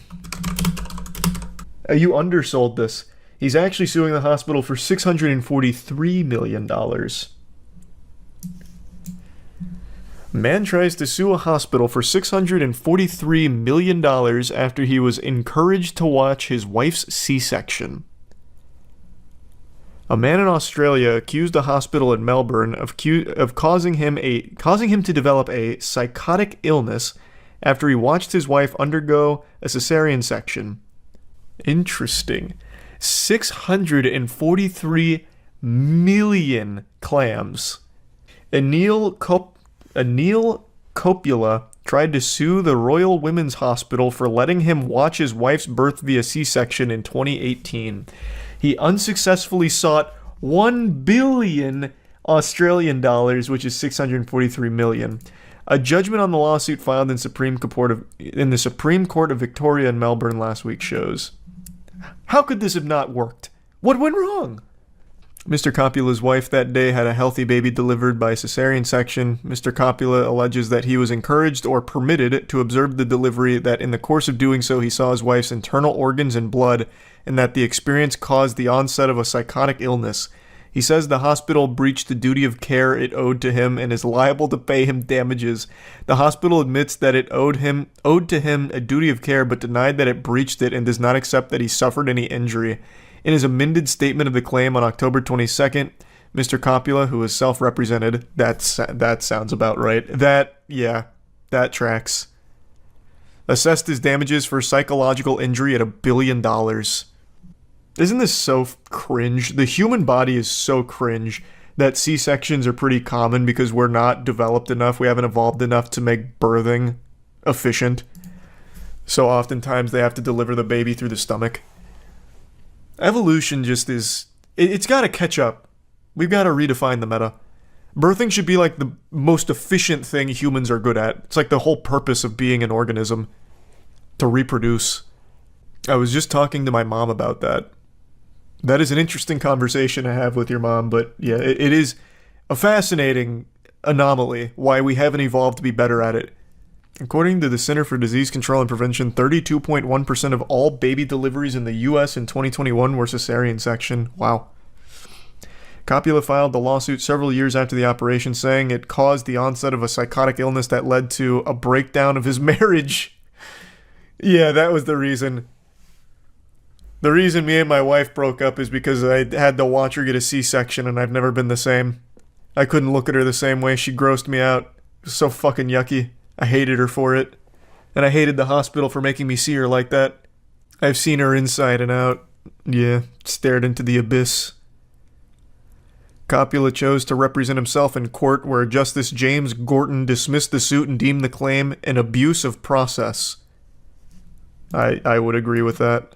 Did he give him like a big speech like, listen, goofball, this is ridiculous. Go home. Get out of my court. If men could birth, would you rather birth an NFL football out of your brown eye or a U.S. quarter out of your one eye? What a philosophical inquiry. I don't know. If I could, if I had to give birth right now and I got to choose, I'd probably try and do it like Majin Buu. So I'd vomit up the creature. I'd really rather not tear my whole ass out or anything like that. That's Piccolo. No, Majin Buu did that too, right? When he vomited out into Super Buu? Or am I misremembering? The trial proceedings included a medical examination of Coppola, with the panel concluding the degree of psychiatric impairment did not satisfy the threshold level, according to the judgment. Lawsuits that are seeking damage for non-economic losses, such as this one, require that an injury is significant, the judgment said. With regards to the medical panel's conclusion, Coppola said he disagreed with it, though the judgment said he was unable to agitate the correctness of it. I can't believe he didn't get $1 billion out of this, because he watched his wife's C-section, and then they got a divorce 3 years later. I want to see if this was televised. I'd love to see how he defended himself. Unfortunately, no footage exists of how this panned out, but man, I would really like to hear some of his arguments. No, listen, Your Honor, you don't understand. A baby came out from her tummy. I can't sleep anymore. I can't even look at her anymore. It's why our marriage fell apart, damn it. It's the hospital's fault for letting me see such a thing. I also love the confidence and delusion to ask for $1 billion from this. Our marriage was so good, Your Honor, you don't understand. It was worth at least $1 billion in order to make up for all of this hardship. I can't believe this. How could they be so cruel to let me see my child being born? No, damn you. Now, obviously, I think this is one of those cases where someone knows that it's ridiculous, but they try anyway and hope to settle out of court. So they go for this alarmingly huge number and then try and negotiate behind closed doors to just squash it. But with something this outlandish, that was never even in the cards. This is such a bogus baloney claim that it never even made it anywhere and never stood a chance either. I think there is a 0% chance that this guy is permanently scarred for life after watching his wife give birth. I understand C-sections are a little scary. I know what they are. Now, granted, I've never seen one in person, so maybe it's different in the Thunderdome. Maybe I'd see it and also just have a full-blown breakdown, my universe crumbles around me, and it fucks me up for life. But even in that case, I still don't think I'd ever win a case for $1 billion because of that. I think that's a hard sell right there. But yeah, I just wanted to talk about this one a little bit because this one had me giggling. This is probably this has to be among the largest asks for a lawsuit based on legitimately nothing. So yeah, just wanted to talk about this a bit. That's it. So yeah. Chris Brown's getting sued for assault again. Unbelievable. The Chris Brown? The Saint? No, what? Twitter loves Chris Brown. They talk all the time about how reformed he is. What? No, he's getting sued? For assault? That doesn't add up.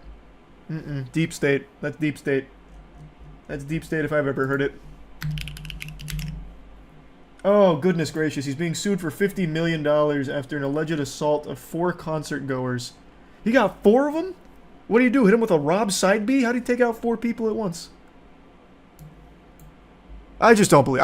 Not this guy. Not this guy. He wouldn't do that. Larry Parker, Joseph Lewis, Charles Bush, and DeMarcus Powell filed the suit in Harris County, Texas, against this tour promoter Live Nation. In addition to the payment, the 4 plaintiffs are asking for a temporary restraining... Oh my god. Where is this ad even playing from? Where is this? It's an invisible ad. How is this not illegal? It's so crazy how I just have to mute the whole fucking tab instead of being able to just exit out of the ad. And then I never remember to unmute tabs, so then I wonder, fucking scratching my head, why when I go to something else everything's muted. According to the complaint, which was first reported by TMZ, it's always first reported by TMZ in every situation ever. Brown and his crew severely beat the plaintiffs following the singer's performance as part of his 11/11 tour at Dickies Arena in Fort Worth, Texas this past Friday. The 4 men were invited backstage after the set to meet Brown, who showed up 30 minutes later than anticipated. Before leaving, Bush approached Brown to congratulate him on the show, prompting a member of the singer's entourage to remind Brown that the two had previous issues. Brown allegedly said, "Oh yeah, we were." Wait, what is happening? The suit states that Brown and 7 to 10 members of his entourage proceeded to assault Bush and punch him in the chest, and claims that Hood Boss picked up a chair and threw it at Bush's head. The suit goes on to claim that Brown and his crew turned their attention to Parker, who tried to escape down a staircase that led to a locked door. Upon instruction from Brown, Parker was allegedly punched in the face and chest and kicked in the head for over 10 minutes. The suit also states that Powell was punched in the shoulder while Lewis was hit in the shoulder and chest. All plaintiffs were injured and are currently undergoing medical treatment. So they paid for backstage passes of the ass-beating Chris Brown? Just for... Jesus. Backstage passes only to get their ass beaten by Chris Brown. Imagine that. Paying money just for fucking knuckle sandwiches backstage. What's Twitter saying? I bet Twitter's already in full force defending this. Twitter has Chris Brown's cock so far down their throat. Not really seeing any of them talking about it. Where's all the breezy enthusiasts? I will say, I believe this is the first time he's assaulted men. Typically he likes to beat women. So he's pushing new ground here. Next he will beat children. Hey. He just might. Don't bring your kids backstage to the Chris Brown concert. Stay home. But Charlie, he's a good singer. Not only is he a good singer, he's a good dancer. So this is... Him beating women? Who cares, huh? Him beating men? Who cares? Have you heard him sing? Oh! Someone won. What a jump scare. What did we get? Who won? Oh, hey, it's our first... Hey, we got a first label winner. Someone just won a Switch. That is our first label Dubski. Who was that? Who just got the Switch? That was Fun Awaits. What a fitting name. And here's a response. Representatives for Brown, Beasy, and Live Nation did not respond to Variety's request for comment. No should have to endure what these clients endured, Tony Busby said in a statement. We will seek the maximum amount of damages allowed by law for this egregious conduct. Oh no, there's tons of people that still support Chris Brown. Even, I think it was like 8 months ago now, something like that. I was talking about Chris Brown on stream because I don't remember who brought it up or what it was. Oh, it was him throwing someone's phone into the crowd. So, like, someone was on her phone, and he was giving her, like, a lap dance, like, clapping his cheeks in her face or whatever, and then he, like, grabbed her phone and threw it into the crowd, and I was making fun of him for it. And then someone in chat immediately started getting, like, really defensive on his behalf as if he was, like, the fucking PR manager for Chris Brown. So then I was making fun of that guy, and then brought up Chris Brown's past about, you know, like, beating Rihanna and beating other women as well. And they started downplaying it. So then I started really going in on Chris Brown. And that video went up on the second channel, and the Chris Brown fans from Twitter actually posted about it to flood the video to insult me for besmirching the good name of Chris Brown and how he's like reformed and changed. Or maybe it wasn't Twitter, it might have been Reddit. I don't remember which it was. But like about going in on me about like, how can you hold this man in such a negative light for something that happened over 15 fucking years ago? So what? He beat Rihanna within an inch of her life. Who hasn't done something like that? We've all made mistakes. We've all beat women. Like, who cares? That's okay. He sings really well, and you're bitter. You're jealous. Like, the amount of support Chris Brown still gets is baffling. It's almost exclusively women, too. Like, women are the most endangered around Chris Brown. Women supporting Chris Brown is like rabbits supporting wolves. Like, you are asking for trouble. But now he is evolving. He's beating men, too. So nobody's safe. If you go backstage to a Chris Brown concert, I hope you're ready for some fucking hand-to-hand combat. With 10 dudes. Damn, even r/Chris Brown is still supporting him over this lawsuit. I'm going to check that out right now, but I'm going to speculate. I bet they are coping by saying that these gentlemen started it. The dudes who purchased backstage passage were the instigators. They forced Chris Brown and his crew to beat the shit out of him. They were begging for it, asking for it. Troublemakers. That's my guess. That's my speculation on the cope. This took place Saturday. No video evidence of a fight in the last. I love that. Chris Brown fans just can't even write a full fucking sentence without blowing it. And the last sentence in the second image proves that TMZ still has a vendetta against Chris. Hey, by the way, that vendetta is just reminding people this isn't his first time beating others. Beating Rihanna. Beating his ex-girlfriend. And like, they still have a vendetta against this guy. I don't get it. I really don't get it. It's so weird. They just don't like him. The bias. TMZ is full of shit. Those men were looking for him, and his mom and child were back there with him. And people from the meet and greet said those men were looking for Chris with ill intentions. Yeah, I'm sure if they were looking for him with ill intentions, the number one place they would want to do that is at a fucking Chris Brown concert where he's surrounded by bodyguards and authorities and also paying extra money to go backstage. Yeah, I'm sure. What a great location to do that. But I called it. I fucking told you. I told you. I knew that would be the angle. And it looks like the normal posters on this sub are getting drowned out, but people are like, what's wrong with you? What the fuck is wrong with you? Apparently the way for people to forgive crimes is to sing R&B, R. Kelly and Chris Brown. Unironically, like, a lot of people get away with shit by just being good at their craft. I'm gonna drop an example people always like to forget about. Karl Malone. Karl Malone literally impregnated a 13-year-old, and he is celebrated by NBA. The official NBA still endorses Karl Malone. He's a fucking rapist. Charlie, you have to see this. r/Chris Brown had a meltdown the other day after a video of a cop looking at Chris Brown weirdly went viral. It has 900 comments. What? What? What is that video even? What do you mean a cop looking weirdly at Chris Brown? Okay, I've got to see that. Hold on, I'm back in the subreddit. I'm in the mainframe. Oh my god. Oh, I wish I didn't go to top. I'm on r/Chris Brown, and the top post from today is from 22 hours ago that says 15-year-old Chris Brown was a savage. And it's a video of him, I guess at 15, making out with someone. Why share that? That's so weird. The way that police officer was looking at him bothers me. That's so parasocial. Oh my god, that's so parasocial.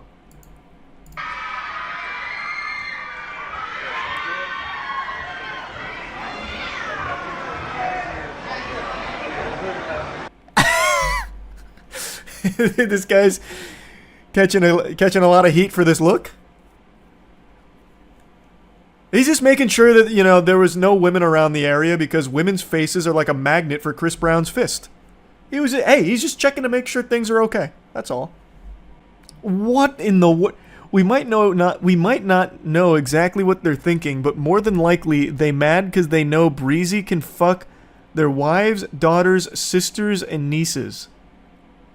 And not you. Never you. Why do you defend him like this? This is so weird. Like, nothing even happened here. He's just looking at him. He probably doesn't like him. I don't like Chris Brown. Most sensible people wouldn't. He just beats women. And men now. I have to remember, he's a changed man. He beats everyone. Tell me you're an impotent racist without telling me. Holy. He looks like he hates Chris because he is not Chris. 900 comments about this. A split second of him just looking at Chris Brown in a way that bothered someone. Monster Energy files lawsuit against indie game over title. Monster Energy has filed a lawsuit against the indie game Dark Deception Monsters and Mortals. This time the company claimed the developer Glowstick Entertainment broke copyright with the horror game's title. So if I go on Steam right now, I bet I have a game with monster in the title. Clash of Monsters, Garshasp. Well, they wouldn't fuck with Garshasp. He's way too powerful. Monster Hunter, Monster Challenge. So are they trying to like own the word monster?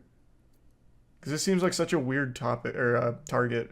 I don't know this game, but I can't imagine it's like super huge. Yeah, I just read that they did this to Ubisoft Gods and Monsters. And of course, Ubisoft being the cucks they are, fucking bent the knee to it, I guess. Company has expanded its settlement terms by preventing Glowstick Entertainment from ever using green and white logo on a black background. What the fuck? Huh? How is their title confusingly similar to the energy drink in any way? What in tarnation? How? It's not like it's just called Monster. It is literally called Dark Deception, Monsters, and Mortals. So it's even plural, too. How is there any level of confusion? This is some awful, litigious bullying for no reason. How popular is this game? I'm unfamiliar with it. Is it a big game? Is that why they're doing it? There's 8 people playing this game right now, with a 24-hour peak of 17 hours, and the all-time peak was 254. Why are you targeting them? Why? What the fuck? This doesn't make any sense. They actually went out of their way to find an obscure title to be an asshole to them. This game came out in 2020 as well. It's not even like it's a new thing. It looks like they're trying to set a legal precedent to sue bigger companies. Oh, interesting. That is very nefarious. I'm not knowledgeable enough on the law to know if that's like actually a plausible strategy, but they did successfully bully Ubisoft, which is, it's a lot bigger than Dark Deception, Monsters, and Mortals. So why would they then downsize? Own the right to the word monster? That'd fucking suck for me because my Steam name is Monster. That'd be brutal for me. It's gotta be personal. Yeah, maybe someone on the Monster legal force played Dark Deception, Monsters, and Mortals, and he was like, "Damn, this is fucking awful. I'm gonna send them something. I'm gonna sue them." Imagine Rockstar doing that. Brother, we don't even have to imagine. Did you guys forget when Take-Two did that to It Takes Two? Take-Two owns Rockstar. So I guess it wasn't Rockstar themselves, it was Extension.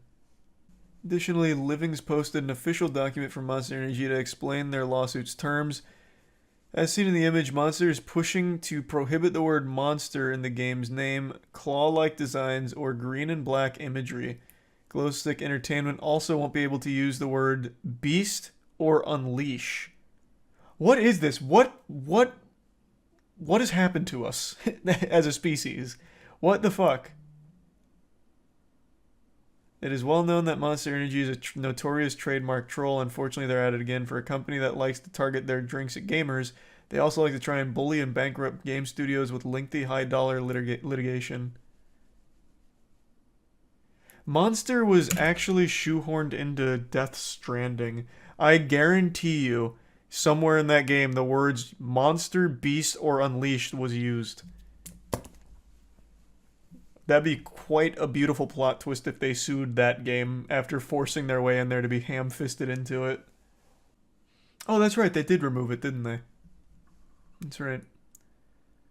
Living's plans to fight Monster Energy in court. Dishonest companies like Monster Energy depend on doing their bullying in secret while presenting a clean image to their base, athletes and gamers, he said.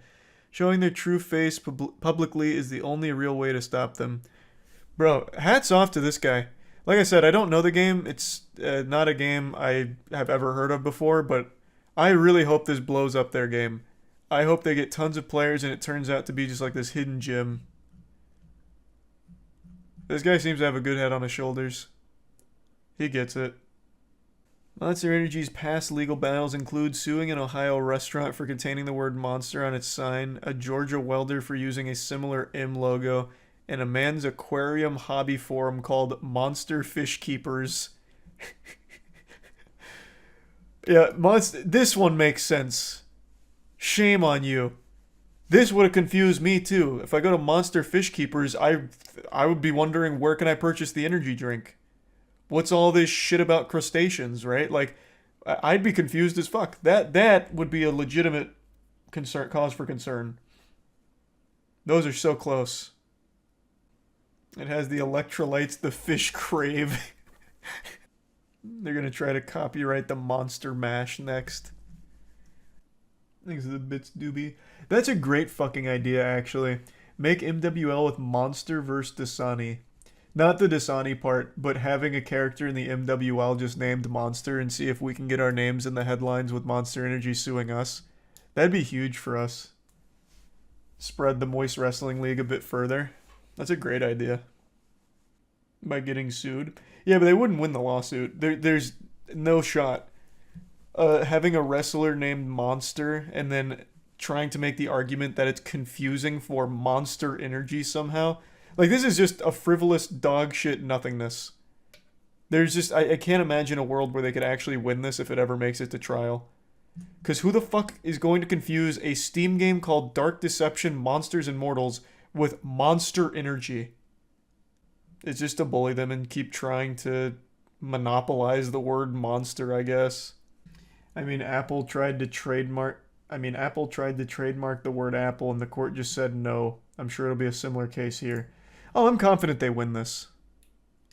I mean, again, I can't imagine a world where Monster Energy somehow makes a compelling argument that this game is somehow confusing for their brand to their customers, unless Monster is going to have some kind of bombshell revelation during discovery where it's revealed that Monster Energy is actually shrinking everyone's IQ and turning everyone into fucking lobotomites where they can't process a difference between a video game and an energy drink.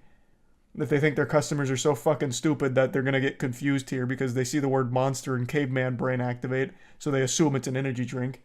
Like, I just can't imagine a world where they can make, like, a compelling argument. I wonder how they even found the game. The only way that I could envision the way they found this is that they were on Steam literally looking for anything with the word monster in it to be a target of a lawsuit. That's the only way they'd be able to find it, because again, this game has only ever had 274 players at its peak. That is its biggest player count. It's not a massive game, but I hope it turns into one as a result of all of this. They went out of their way to find someone to sue. It's not the game, it's the font. You're putting words in their mouth, unless it's in this lawsuit. I didn't read the actual lawsuit, but even still, the font is still far removed, and it is still plural monsters, and doesn't match that closely. The only thing in common is that it's all squiggly and spooky, whereas this one, I just don't see it even being close. But that's also not even the argument they were making, I don't think. They were saying that it's confusing for their brand to the customers. Doesn't matter if you've been living under a rock, I'm sure even Patrick Starr's gotten this news by now. PayPal Honey, a wildly successful browser extension used by millions, turned out to be a big scam, allegedly. Except it's not alleged, it is factually a scam, in my opinion. I think honey is more of a scam than the shake weight. This shit is foul. And thanks to a multi-year investigation conducted by a YouTuber named Megalag, it has blown the lid wide open on this operation from Honey. And just like my bubble guts after I make the mistake of eating a hot dog at a hockey game, it's bad. So bad, in fact, that it has now led to a class action lawsuit being filed against Honey. Another YouTuber named Legal Eagle just posted this video announcing this class action lawsuit they're filing against them. Now, when you hear the term YouTuber, most of you picture a bumbling imbecile like me. But contrary to popular belief, not every content creator is overdosing on stupid juice. Legal Eagle is a real attorney, not some phony baloney, horse hockey, a title he gave himself from Roblox or anything. And he made this video going over the motivation behind this class action lawsuit, believing that PayPal Honey has caused substantial financial damages to a substantial number of people. Now, this isn't his first rodeo announcing a lawsuit. I believe he's made 2 other videos talking about something that he's suing. This one obviously comes pretty early into the investigation that Megalag has conducted. Keep in mind, that was part 1 of a 3-part series that Megalag is releasing on his multi-year investigation of Honey. And part 1 already had enough foul play to lead to a class action lawsuit. I don't even know how much worse it could get with this rabbit hole. Like, part 2 might just prove PayPal Honey was trying to cast the infinite Tsukiyomi and trap everyone on Earth into a genjutsu where we just keep fucking giving them affiliate commissions or something. Like, I do not know what else could possibly come out from Honey. Lord help us, part 3 from the investigation might just conclude and prove that PayPal Honey was trying to quantumly inject microchips into our brains or something. It really is, like, it's fascinating just how bad this company is. That one part of a 3-part investigation was enough to lead to a class action lawsuit against them. And it's not a frivolous lawsuit either. There's not really any question of whether or not Honey was engaging in taking affiliate commissions. They openly confirmed with Megalag that, like, they acknowledge that, yes, we will sometimes be the last click and get that affiliate commission. They openly say that. So that's not even what's called into question. It's more so now, is it fully illegal? And in my moron eyes, like my idiot vision, I think it has to be, right? Like, I talked about it a bit on stream last night. I'll show you some clips there. But I think it is the textbook definition of cookie stuffing, which does have a legal precedent set that it's wire fraud. Now, I think there's been a little confusion on exactly how big of a scam this is, so I'm going to try and break it down into even simpler terms. A lot of people are under the impression that the only people affected are those that promoted Honey. Like, who cares about influencers that lost money, through commissions and stuff? That's not the actual scope of it. Even setting aside the blatant false advertising where Honey claims it gets you the best coupons available, which is proven to be untrue. In fact, they hide the best coupons from you because they work with the companies directly to give you what coupons they want you to have access to. So they'll give you like a 5% coupon, even though you could find a 20% one on your own. Honey tells you that doesn't exist. There's only this 5%. Setting that aside, which directly hurts the people that use Honey, setting that aside, the affiliate theft, what I believe to be cookie stuffing, it comes from people no matter what their familiarity is with Honey. So let's say your grandmother, this is the example I've been giving on stream to try and help explain it. Let's say your grandmother on Facebook, she has an affiliate link to baking supplies, Tupperware. She has an affiliate link for Tupperware, and she shares that on her Facebook page. And you, being the good grandson you are, want to support her and give her a little commission, and you could use the Tupperware. So you click her affiliate link, you go to the Tupperware, as you're checking out, Honey pops up and says, do you want to check for coupons? And you click, sure, I might as well. So you click that, it finds no coupons, you close it. And then you finish your checkout. Well, what happened is, when you click that from Honey, Honey took the affiliate commission. So your grandmother got nothing, and she'll never even know you clicked that affiliate link. Honey got the whole thing, because Honey is a brand partner of that Tupperware, not the grandmother with the affiliate link. Thus, when Honey poached the affiliate commission, they got all of the money, not your grandmother, even though it was your grandmother's link that brought the sale to the Tupperware. But that company will never know that it was the grandmother's link that did it. They will just see that it was Honey that got the last click, thus they have to pay out the commission to Honey. That's what's going on. Your grandmother had never heard of Honey. She never promoted Honey, but you had it because maybe your favorite YouTuber talked about it, or maybe you just happen to see all the advertisements elsewhere for it. That's the actual spaghetti and meatballs of it. It's not just people that promoted the Honey, getting butt fucked or anything. It's anyone that has Honey and then tries to click an affiliate link. Honey will take it, even if that affiliate link came from someone that knows nothing about Honey. And another good thing that was pointed out in Megalag's video, even when Honey provides no value at all, where you're in checkout and Honey says, hey, just popping up to let you know, didn't find anything. Like, even if you don't click anything, it just pops up and says, hey, I'm here, I got nothing for you. And you click, to exit out, you click got it to get rid of it. You clicking got it, even though it came up and said, hey, we didn't find anything, we're not even trying to find it, there's nothing here for us, even though it did actually nothing, you just clicking got it will take the affiliate commission.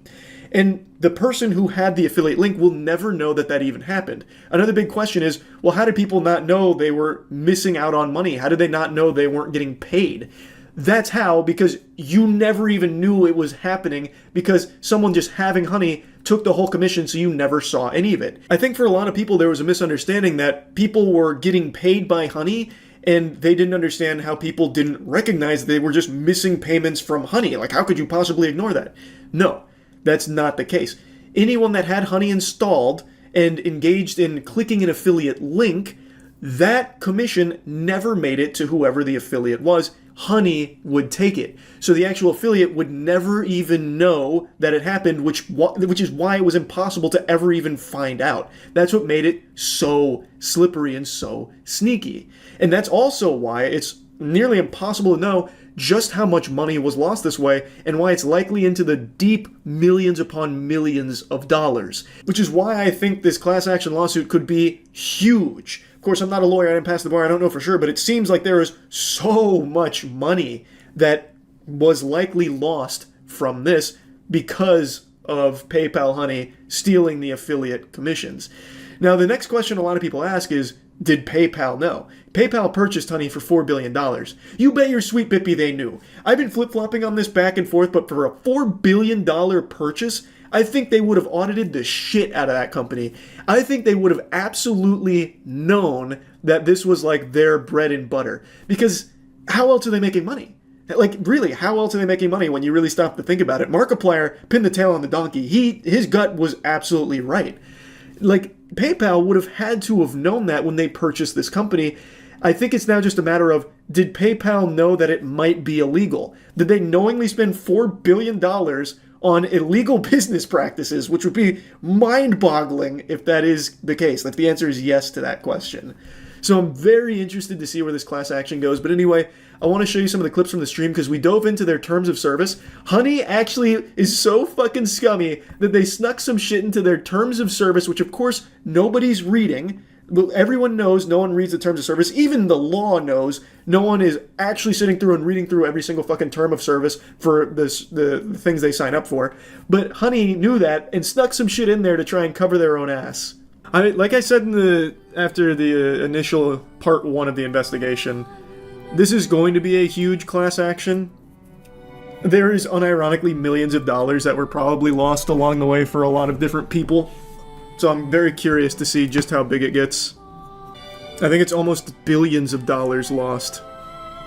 I've got to stop the music for that. Okay, it's going to be a lot of money, but billions? Is Honey even worth billions? PayPal paid $4 billion for it. I got to stop the music for this. Did you know Honey's terms of service make it so you can't sue them with a class action? I'm going to look that up myself right now. I don't believe you. But no one ever reads the terms of service. But I imagine Legal Eagle would have before the class action. Let's see.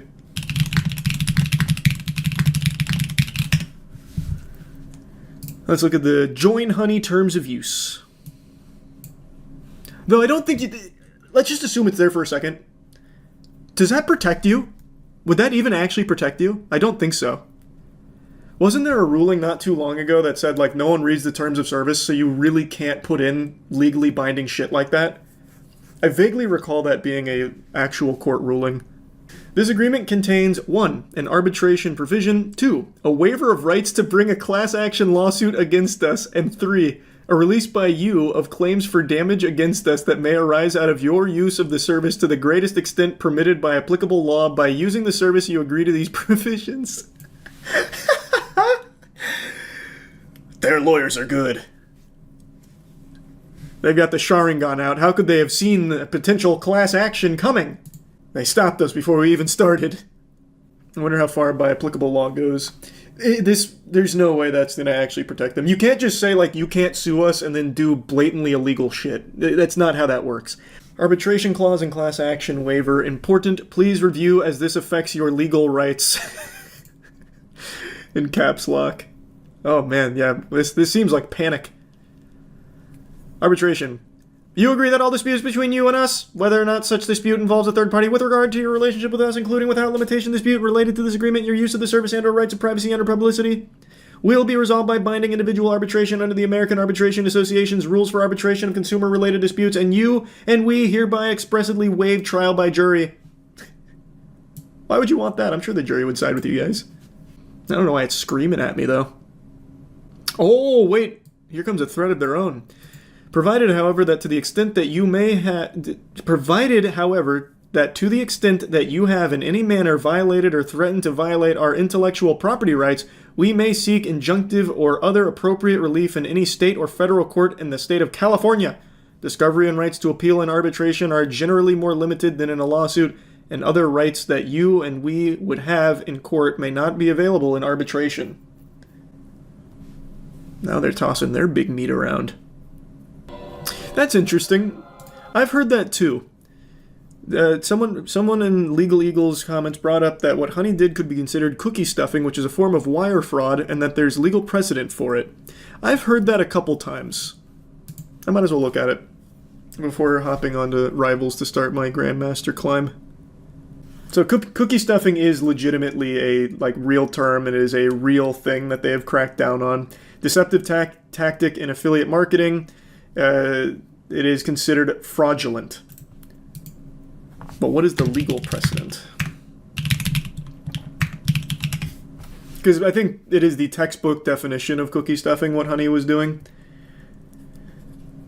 So it's been considered a form of wire fraud, and in 2006, eBay collaborated with the Federal Bureau of Investigation in a sting operation targeting top affiliate marketers. So it looks like in 2006 there was a big case with it. Sean Hogan, eBay's largest affiliate marketer, was found to have engaged in cookie stuffing. His strategy involved modifying his website to load resources from eBay servers, thereby setting affiliate cookies on users' browsers. The technique falsely attributed subsequent eBay purchases to Hogan's site. Despite Hogan making over $28 million through eBay's affiliate commissions, it was determined that Hogan's activities did not contribute any substantial revenue to eBay. In the subsequent legal proceedings, Hogan pleaded guilty to single wire fraud charge, leading to a 5-month federal prison sentence and a $25,000 fine. Okay, he got off pretty easy. There's another case as well. Also, eBay affiliate marketing, Brian Dunning. Similar tactics with cookie stuffing during 2006 to 2007. So there is a legal precedent set. They don't like it, but it's not harshly punished either. How interesting. Like I said, this should be a slam dunk case. I really think it should be pretty open and shut. They have a ton of money though, so it'll probably get hairy. You should go to law school, you'd be good at it. Brother, I'm a fucking moron. Why would you think I'd be good at that? Yeah, Roblox, the multi-billion-dollar company, is suing a YouTuber for $1.6 million. When I first read that headline, I thought to myself, Jesus Christ, they finally went after Jim Wool, the elusive boogeyman of Roblox. But it turns out it has nothing to do with Jim Wool or his evil crime syndicate. This is an absolutely wild story that I just wanted to talk about today. I'm sure all of you have heard of Roblox before, and if you're a parent, then you're probably already having a PTSD episode right now with all the money your kids have stolen from you just to buy Robux with it behind your back. It's a game that is arguably the most popular and most profitable game in the world. And a couple days ago, it was announced that they were suing a YouTuber named Ruben Sim, a Roblox YouTuber who has 700,000 subscribers. and the lawsuit has some crazy allegations against him. It looks like we might have to add another name to the Roblox wiki list of the most controversial Roblox players of all time. They have this cool wall of shame where they immortalize all the worst players they've ever experienced. So it's kind of like the FBI's most wanted list, and you've got some real bad actors in here, some fucking DC supervillains like Sonic the Hedgehog XX. They even have an adorable mugshot of the criminal here and a little explanation for how they ended up in the Roblox slammer. And so far the charges in most of these seem pretty trivial in comparison to what Ruben Sim is accused of. Like, a lot of these are just like, Sonic the Hedgehog, for example, is accused of copying Weirdo King's game, and that's why he's on the controversial list. But Ruben Sim in the lawsuit here, he is accused of a lot of like really awful shit. So now let's really spread these ass cheeks and dive into the meat here. So Ruben Sim is being sued for $1.65 million in damages, and they say that he violated their user contract and anti-hacking laws. Now I'd like to clarify a little bit further on this. The way they say he hacked Roblox and violated their terms were he would circumvent being banned by making other accounts or using a VPN to make other accounts in order to continue to play Roblox. And they're calling it hacking in the lawsuit, I think. That's kind of the impression I got. I wouldn't necessarily say that's the traditional definition of hacking, but it is a violation of their user agreement. It just gets a little muddled when they say, like, you know, the anonymous hacker 4chan recently circumvented Roblox's anti-hacking rules by using a VPN and making another account XX Pussy Slaying Sonic Hedgehog. You know, I wouldn't necessarily say that's hacking, but yeah, it is a violation of the user contract. It goes on to say that Ruben Sim is the leader of a cyber mob that with malice, fraud, and oppression commits and encourages unlawful acts designed to injure Roblox and its users. Another article expands on that a bit by saying Ruben Sim actually had a history of that kind of behavior where he would get his followers to go into the game and sexually harass its user base as well as use racist and homophobic slurs. I guess as a means of like epic trolling Roblox or some shit, I'm not really sure. Obviously I'm not fucking Saul Goodman here. I don't know what's true and what's not with these allegations or what Ruben Sim has actually done. I'm unfamiliar with his work, so I don't know any of these things. But I'm assuming they must have some kind of evidence to be tossing around these really huge allegations. And then it goes into what I consider the most weird part of the lawsuit, if these are true. Roblox said it banned Simon for attempting to upload a near-nude photo of himself, images of Adolf Hitler, and a sex game that's forbidden on the kid-focused platform. And then it again talks about his harassment of other users there. I'm sure all of you know this, but Roblox is a game that's mainly played by children, like actual toddlers that are still suckling on their mama's titty milk and watching finger family videos on YouTube. So if that's true, and Ruben Sim tried to upload a near-nude photo of himself to that game, that's so fucked up. That's like walking into an elementary school and whipping your cock out and then claiming that it was just a joke. I have no fucking clue what the point of any of that would be. That's not even like a trolling attempt. That's a speedrun attempt at jail time. If he wanted to go to prison that badly, he could have just gone to the station and just asked for it. Uploading a sex game to a kid's platform and an almost naked photo of yourself to a platform that's almost exclusively used by kids? What the fuck are you thinking? If that's all true, that's the dumbest shit I think I've ever read. Now again, I'm not Santa Claus. I don't know who's naughty and nice. I don't know what's real and what's not about this with the allegations. In response to this lawsuit coming to light, Ruben Sim has deleted every single one of his tweets except for a single one, which is just a GIF. He did have a tweet before deleting them that he left up shortly where he said he wasn't going to be talking about the case because he wanted to make it as easy as possible on his legal team to handle it, and he thought by talking about it, it would make their job harder. And I think that was a very smart play by him, but by deleting every tweet, it hides everything that they like reference in the lawsuit as well as just a couple of other things. It just gets rid of any and all evidence they try and point to in the public eye. Obviously, Roblox being a multi-billion-dollar company has likely already subpoenaed for that information, so they still have it, but from like a spectator sport here, there's no way of going and looking at anything that they're referencing here and seeing if it's accurate, exaggerated, or just outright false. Though I would be absolutely shocked if Roblox was just faking this whole thing just because they didn't like his content. Apparently, Ruben Sim had a history of also like criticizing Roblox as a platform. I'm not familiar with Roblox, its controversies, things it does right or wrong. I don't know like any of that shit, but apparently Ruben Sim also like brought to light some bad shit in the community that also painted Roblox Corp in a bad light. So some people think that this might be their way of getting revenge against him. I don't know if a multi-billion-dollar company is going to be that petty about things, but let's continue with the lawsuit here. They go a little deeper on what they mean by hacking, where he was using fake accounts and evading bans, and then it talks about what is the most recent thing that prompted this lawsuit. The worst damage allegedly came during the Roblox Developers Conference in October of 2021. In the lead up to the conference, the suit says Simon engaged his followers on Discord, glamorizing the April 3rd, 2018 active shooter and murder at YouTube headquarters in California, and threatening/taunting a copycat act of terrorism at Roblox headquarters, telling his followers to wait until someone does it to Roblox. Then, during the conference, he tweeted that local police were searching for a fictitious, notorious Islamic extremist, and that the extremist had posted a video titled, "Someone blow up Roblox now." Meanwhile, his followers allegedly posted false active shooting threats and claimed to have poisoned the conference drinks. The event was delayed and forced into a temporary lockdown while local police and private security conducted a search to secure the facility, according to the lawsuit. Roblox said it cost $50,000 to investigate and secure RDC after the incident. Simon has since deleted many of his tweets. Obviously, this is the catalyst here. This is what actually prompted Roblox to take legal action against Ruben Sim. It was this instance, and everything else was put in here to kind of show Simon's character as a way of like showing that he's a bad actor in the Roblox community, I guess. So all of it was just lumped in here after this event to just give a whole picture of the situation, I guess, that Roblox is trying to deal with. Again, with all of his tweets deleted, and I couldn't even find them on archive.org, there's no way for me to look at that and be like, oh, okay, so he actually did those things. I have no way of knowing. Only Roblox and anyone that's familiar with Ruben will know if these claims are accurate or not. If they are, then obviously something was going to come from this. I truly don't know how anyone can think that you can call in a fake terrorist threat and do it publicly on Twitter without any kind of repercussions. I've seen a couple of people on Twitter that have to be addicted to whippets and heroin because they are super dumb.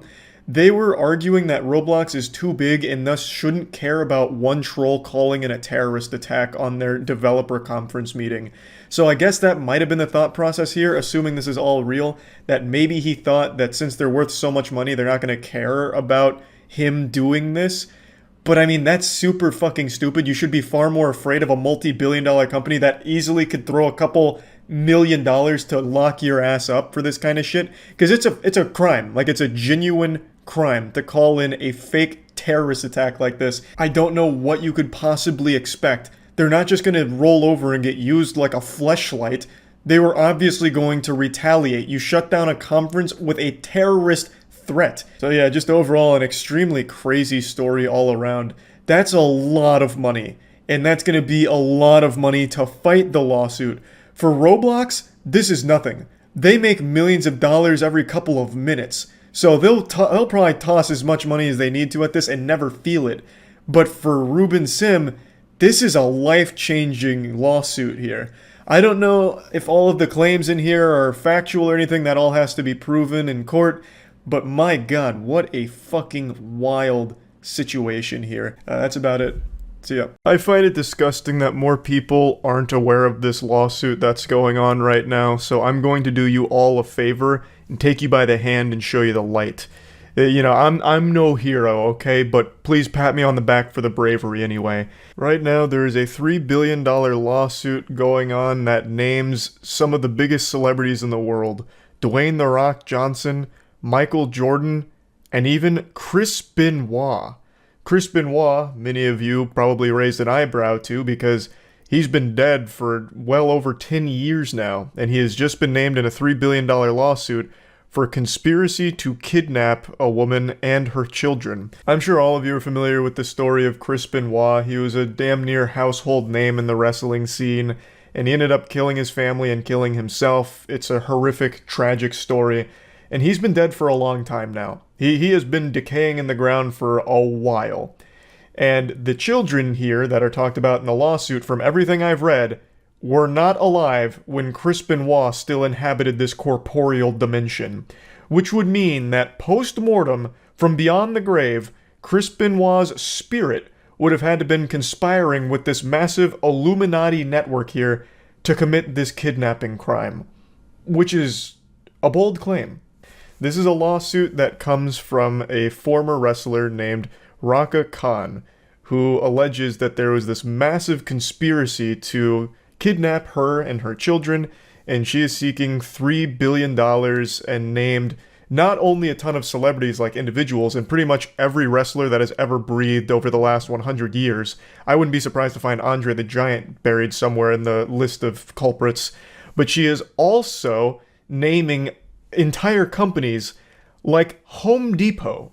I shit you not. Home Depot is listed as part of this conspiracy to kidnap her and her children. It is outrageous. Now, of course, I don't want to rule out the possibility that Home Depot has a seat at the New World Order, and the first order of business was to kidnap her and her children, but with the amount of people and companies listed here, it seems unrealistic. Because, like I said, it wasn't just Home Depot either. Bank of America was listed, the FBI, the entire FBI. There's all these companies apparently had skin in the game, and they're all listed now in this $3 billion lawsuit. Honestly, by the end of reading this list, I was half expecting to see my favorite breakfast restaurant listed here, which is just a mom and pop local restaurant. And I thought, you know what, everyone's guilty out here. But yeah, it's pretty outrageous, and I've done a bit of research now on Raka Khan, and she's unfortunately had a lot of bad things happen to her post-wrestling career, as well as even during her wrestling career. For example, she dated Kurt Angle for a while, and there was 2009 incident where like abuse was alleged, but then it was later kind of dropped. But it was very messy, very muddy and fishy. But overall, a lot has happened to her throughout her life. And in 2019, she even landed herself on the most wanted list for El Paso. It's a really wild web, and the lawsuit is pretty concerning, honestly. I went over it all on stream, so I'll just play those clips for you to give you a deeper insight into all of it. Yeah, I'll look up the Dwayne "The Rock" Johnson lawsuit. Here. Someone mentioned that earlier. I forgot to look it up. It was apparently named in a multi-billion-dollar lawsuit from a former WWE wrestler. Holy shit, it's a kidnapping lawsuit. Oh, that's right, live action Moana. Maybe he's being sued because of how horrible that fucking idea is. They're kidnapping the audience's patience. The FBI is named in the lawsuit. Wow, that's awfully ambitious. Her complaint, most of which is made up of those being sued, alleges that those named worked together in a conspiracy to kidnap her and her children. Some other names in the lawsuit are the State of Texas, the El Paso Child Protective Services, the Las Cruces, New Mexico Police Department, the NYPD, the National Center for Missing and Exploited Children, New York ACS, Omega Psi Phi Fraternity, Shirley Police Department, Sigma Phi Epsilon, Suffolk County, New York, the Bank of America, Home Depot, and even who are her children? What? Why would all of these people work together to kidnap her children? Are they like Super Saiyans? Fuck, Jesus Christ. Home Depot of all things. How did they get tossed into the mega mix? The kidnapping aisle? What happened? Apparently it's proceeded in court. That's what it said at the start. It's making waves in court. Or, making progress in court. Still has a bench warrant out for her after not appearing at a criminal trial in December 2022 in Texas, where she was to face charges of interference with child custody and aggravated kidnapping facilitate. Aggravated kidnapping facilitate. Why does that sound so grammatically incorrect? She paid the court fees, which allowed the case to move forward, but no one's been served yet. And she is currently on their wanted list. And back in 2019 was placed as the most wanted fugitive list for child custody charges by El Paso. So this sounds like very serious mental illness here. What the fuck? Oh my god, Michael Jordan's named in it too. How deep does the web go? Or how deep does the rabbit hole go? If I'm reading this right, The Rock, The Miz, Chris Benoit, Mick Foley, and others conspired to kidnap Raka Khan and her children. Chris Benoit has been dead for fucking 2 decades almost. So the ghost of Chris Benoit conspired to steal her and her children? When did she allege that this happened, this conspiracy? This is so wacky. Holy fuck. Home Depot trying to be the next Wayfair. Yeah, I guess so.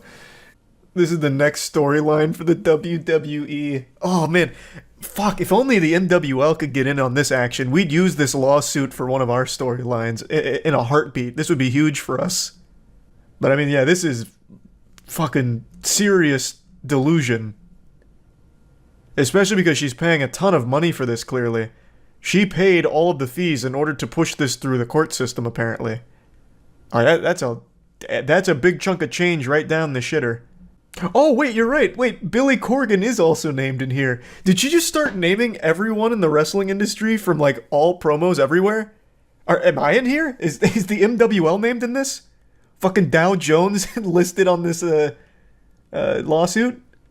I can't find the lawsuit, but we got some super sleuths on Twitter that were immediately able to point out some some very shady business of this lawsuit, which is shocking. I mean, everything here seems watertight and sane, but they noticed that her child, that I assume she is referring to a potential kidnapping victim of this massive Illuminati conspiracy kidnapping case, was 4 years old in 2019.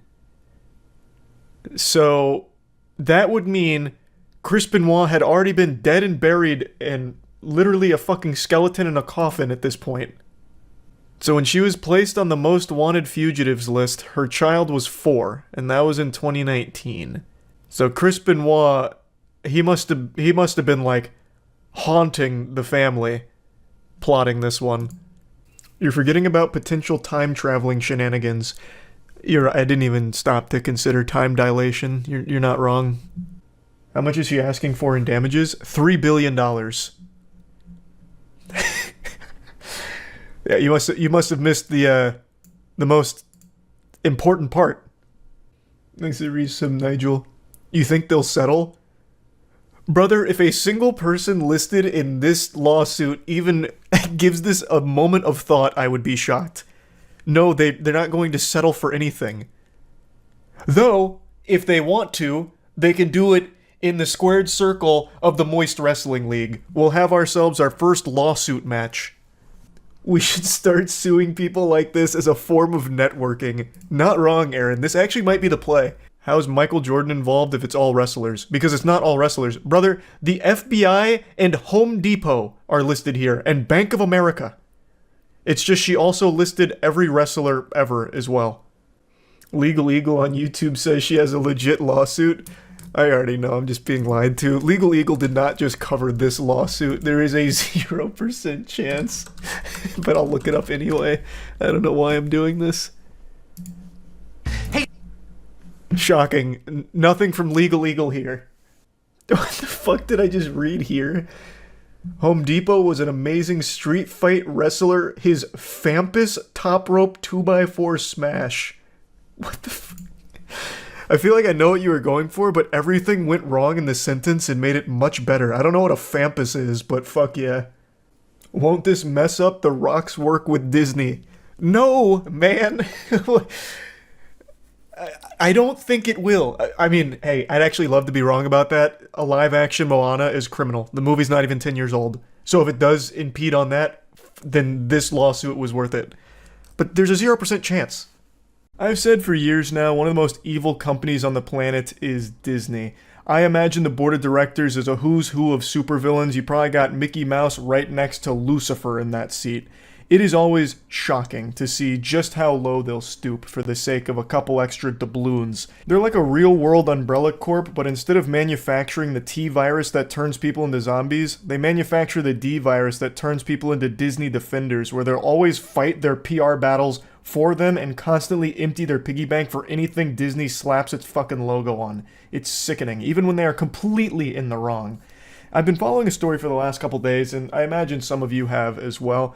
It's a very sad story about a woman who had an allergic reaction and died after eating at a Disney Springs restaurant. And the holly jolly old assholes at Disney are arguing that because the husband signed up for a Disney Plus trial in 2019, he agreed to terms that would basically turn this lawsuit into toilet paper. To any sensible human being on the planet with a functioning frontal lobe, you're probably asking yourself, how does a Disney Plus trial at all have any grounds for this lawsuit when the allergic reaction happened at one of Disney's parks? It's not like his wife had an allergic reaction to the dog shit Disney Plus is feeding them. She passed away because of a complete failure from the restaurant. It is entirely their fault.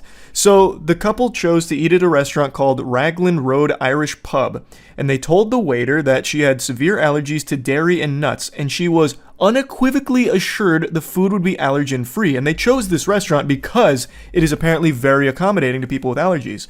So when the order arrived, there was no allergen-free flags, so they inquired again if it was allergen-free, and were once again assured that they were safe for her to consume. 45 minutes later, she had an allergic reaction, even after administering an EpiPen, she had difficulty breathing, collapsed, and later passed away. And the husband is rightfully trying to sue Disney for this because it is a colossal fuck up here. And Disney's just dancing on her grave. They're just spitting on her memory by trying to toss out the wrongful death lawsuit, by trying to say that the husband signed up for a Disney Plus account in 2019, which has language that prevents them from being sued in this manner. It'd have to be through arbitration, meaning it's overseen by a neutral third party and not a judge. And also, he had apparently agreed to similar terms when purchasing a park ticket online in September 2023. So this opened up a massive can of worms here about all of the sneaky, scummy shit companies sneak into their terms when you sign up for services or if you purchase things online. You know that shit that every human being on the planet skips through with agreeing to terms and conditions? Yeah, it turns out sometimes there's some really awful shit in there. I wanted to wait before talking about this because I've been talking to a lawyer about it because I was very curious if there is any legs at all for Disney to stand on here. But I just couldn't wait because I've already seen a couple of conversations about why it's entirely this couple's fault for gambling with their food allergies.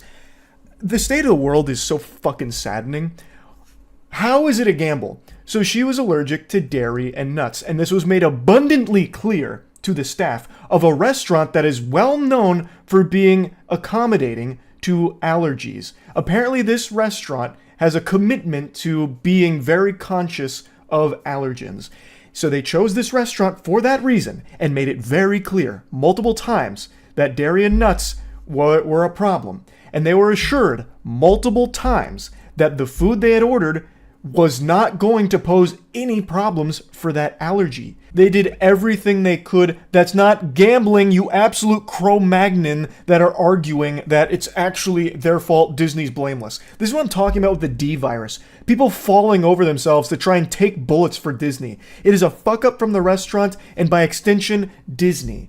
I know they have more money than God, but even still, this is such an outrageous claim to be making because signing up for a Disney Plus trial should have no effect on what happens at a Disney park. That's not related at all. It shouldn't extend to that. Just imagine if that was normal. Let's say you're on a Boeing flight and all the screws on the flight all of a sudden just spontaneously pop off like a water balloon exploding, and all of a sudden your plane just disassembles itself in the air and you die. Everyone dies on board because the Boeing flight malfunctions, as Boeing flights are known to do these days. Well, what if Boeing said, that's a real shame about that, but, we can't be held liable for this because every single one of them, when purchasing their tickets online, agreed that no matter what happens, it's going to have to go to arbitration, so sorry about that, but really condolences. I am super confident that wouldn't work. You can't just have this blanket statement of, whatever happens, not our fault, and you agreed to it. See, you said right here, doesn't matter, you're fucked. Like, that can't work. And from what I've heard from a couple of lawyers that have talked about it online, as well as a couple conversations I've had, this doesn't really protect Disney, but this has become so common in contracts as a way of trying to weasel big corporations out of liability.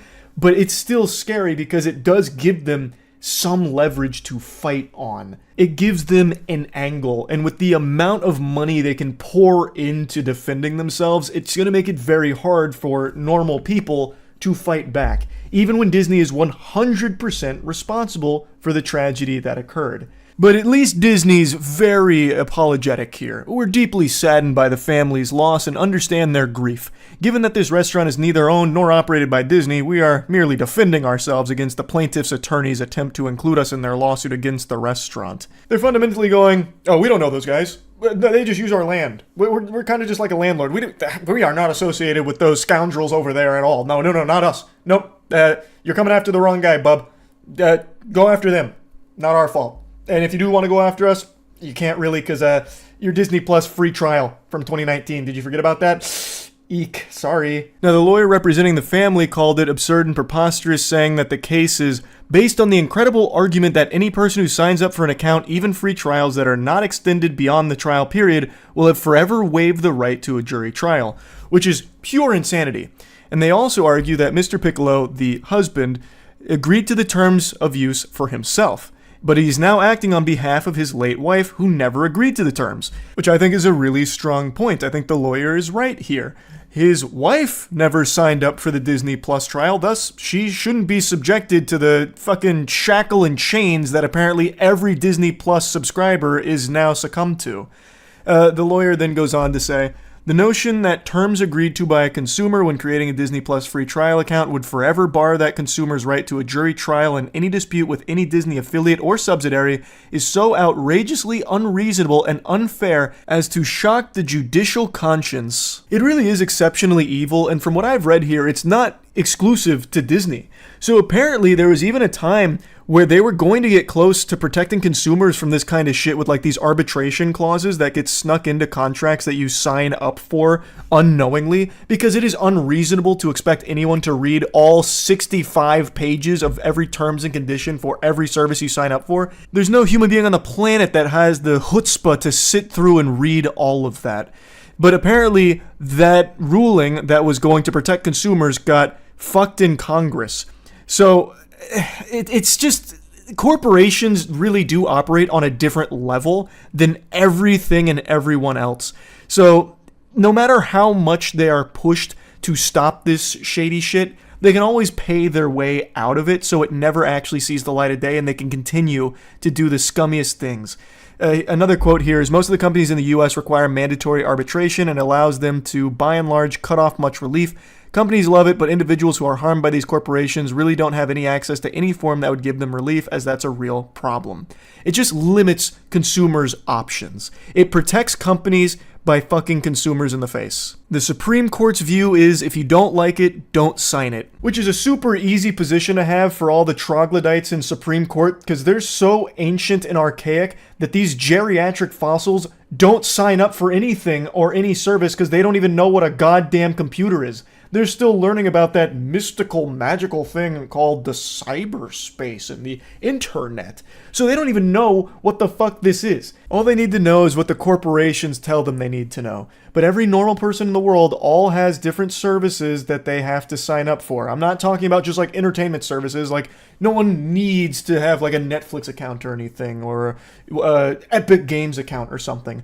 But even just like, I remember 10 years ago when I was in my apartment, there was an online sign up I had to do that had pages upon pages upon pages of terms and conditions. And I didn't read through all of them. I feel like most people don't read through all of them. Banking online, all types of services that are literally required for most normal people all have tons and tons of terms and conditions, and they are probably sneaking in some truly heinous shit. And this story right here helps shine a light on some of it and how unreasonable it is. And the Supreme Court saying, if you don't like it, don't sign up for it, is just, that's not realistic. It's just not at all. But yeah, anyway, this shit is super horrible. Disney super sucks. That's about it. See ya. If you're standing up, you're gonna want to take a seat, because I've got a doozy for you today. Have you ever thought to yourself, man, it'd be great if anime was real. Our world is so boring. And I can even sympathize with that a bit. I think it'd be great to like scream really loud and get huge muscles and grow taller. But then you need to take a step back and read a headline like this and realize that we're already living in an anime. and it's a goddamn shonen shithole.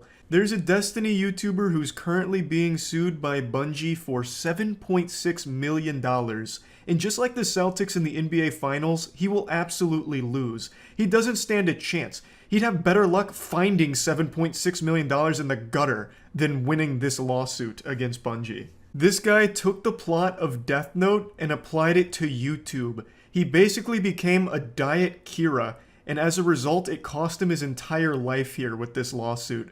But I'm getting ahead of myself. I've loosely followed this story since it broke a couple months ago, and my god, there's so many twists and turns in here, it makes Game of Thrones look tame. It is so unbelievably goofy. And you all know how much I love like the goofy and the wacky, and my god, I'm ashamed to say it, but even the silly too. And this story is absolutely among the cream of the crop in that ballpark. So, let me break all of it down for you. A couple months ago, Destiny content creators had their judgment day. Rapture had occurred. In total, 96 videos just vanished from a multitude of Destiny content creators seemingly out of nowhere and for no reason. The videos were totally innocent. There was nothing wrong with them, but they had all been struck down by a company called CSC, which is a legitimate copyright management firm that represents Bungie. So, content creators rightfully were very upset with Bungie, thinking that they'd betrayed the community. Bungie had decided to go to war against the creators, and it was this big bloodbath online for a while of people hating Bungie for what they did. But it turns out Bungie was also a victim. Their own videos got copyright struck and taken down by the same CSC agency. So what went wrong? Did an employee go rogue? Just have a Winter Soldier moment and just go full nuclear and take all Destiny content down as they saw fit? Well, as it turns out, there was a bad actor impersonating CSC Global. And they were the puppet master behind the scenes taking down all of these videos. So it naturally became the question of who is doing it and why? Because Bungie also put out a statement saying they're affected and they're investigating because this is not okay. Bungie wouldn't do this, it's not them. They were as confused as the rest of the community. But they weren't just confused, they were furious. They went fucking berserk. They weren't just mad at this douchebag that was copyright striking everyone with these fraudulent takedown requests. They were mad at YouTube. They took YouTube to court in order to get Google to finally reveal the identity of the person behind this, because YouTube was putting up a big stink about it. They even had the same problems as normal YouTubers, saying Bungie went through customer service and didn't get the issue solved for days. They even said that YouTube support didn't even respond to them in a timely fashion, if at all. Reading this when it was happening was shocking, because even a billion-dollar company like Bungie has to go through the same channels as the fucking goobers like me and all other YouTubers do. And it sucks. It's trash. Bungie got a taste of what it's like to be a normal YouTuber for a little bit. You get no answers, you get no response, and you get no solutions when you go up to like the top of the food chain of YouTube. They would have had better luck just doing what all the rest of us do and start whining on Twitter about it and crying for YouTube's attention, because it seems like the only team there that can actually solve things is the Team YouTube Twitter account.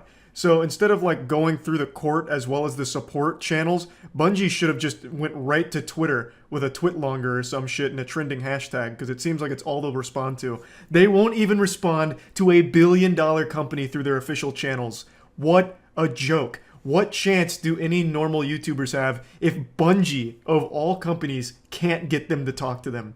It's laughable. They slammed YouTube's absolutely archaic and dog shit system here with a fully detailed outline of how it happened and how weak YouTube's system is, and then finished it off by leaving YouTube a 1-star Yelp review on their support process, saying that Bungie was stranded in a circular loop. When I read that circular loop line, it was like this eureka moment. A light bulb flicked on in my head, and I knew exactly what happened here.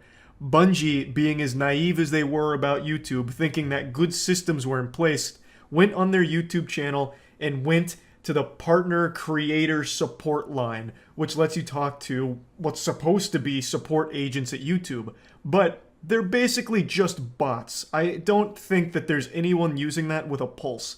And what happens when you try and talk to people through that is they just keep linking you frequently asked questions, or they just keep asking you the same question you've answered a million times, and you just go in a circle forever. Like Ouroboros constantly eating its own tail. Nothing gets solved when you contact that line. It's only frequently asked questions or publicly accessible YouTube blog posts about what might be adjacent to your issue, or repeated questions ad nauseum forever.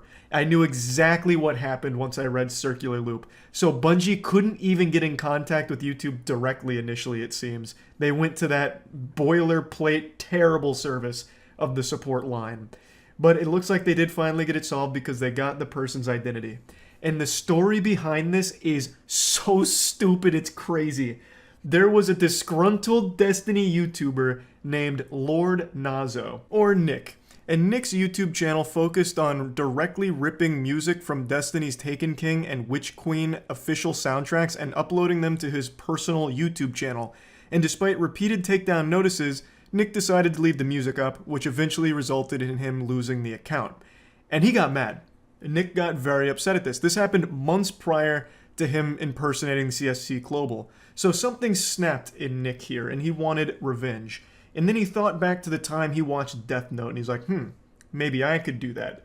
So he impersonated a CSC Global employee and started filing takedown requests, fraudulent takedown requests, on pretty much anyone who made Destiny content. Just kept writing their name in the Death Note, just another one chalked up on the board, another victim, another body left in the wake of Nick's rage and his quest for revenge. And just like when L teamed up with Kira, Lord Nazo was directly trying to hunt himself down in secret. So he was on the front lines communicating with the content creators that he was actively striking, pretending to be on their side, and pretending to help try and find this fraudster that was issuing the takedowns. So he deceived all of them into thinking that he was there to help them, like Scooby-Doo, trying to sniff out the actual criminal here in this mystery. Meanwhile, he was the one actively doing it. It's so goofy. He'd send messages like this here, some of the silliest shit.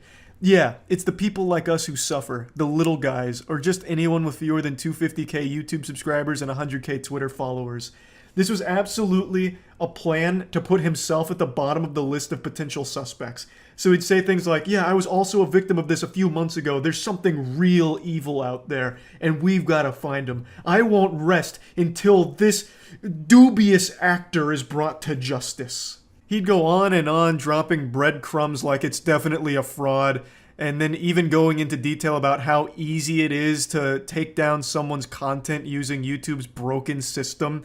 Just constantly saying things like, it's actually a fraud out there and I know it. Just trying like his best to make it seem like he's super innocent and on their side. But unfortunately it was all a ruse and he was the one guilty of this crime. And for this crime he is facing a $7.6 million lawsuit. That's a fat one. To my knowledge, that's the biggest lawsuit against any YouTuber so far. The previous record, I believe, was the $1.7 million against Roblox YouTuber Ruben.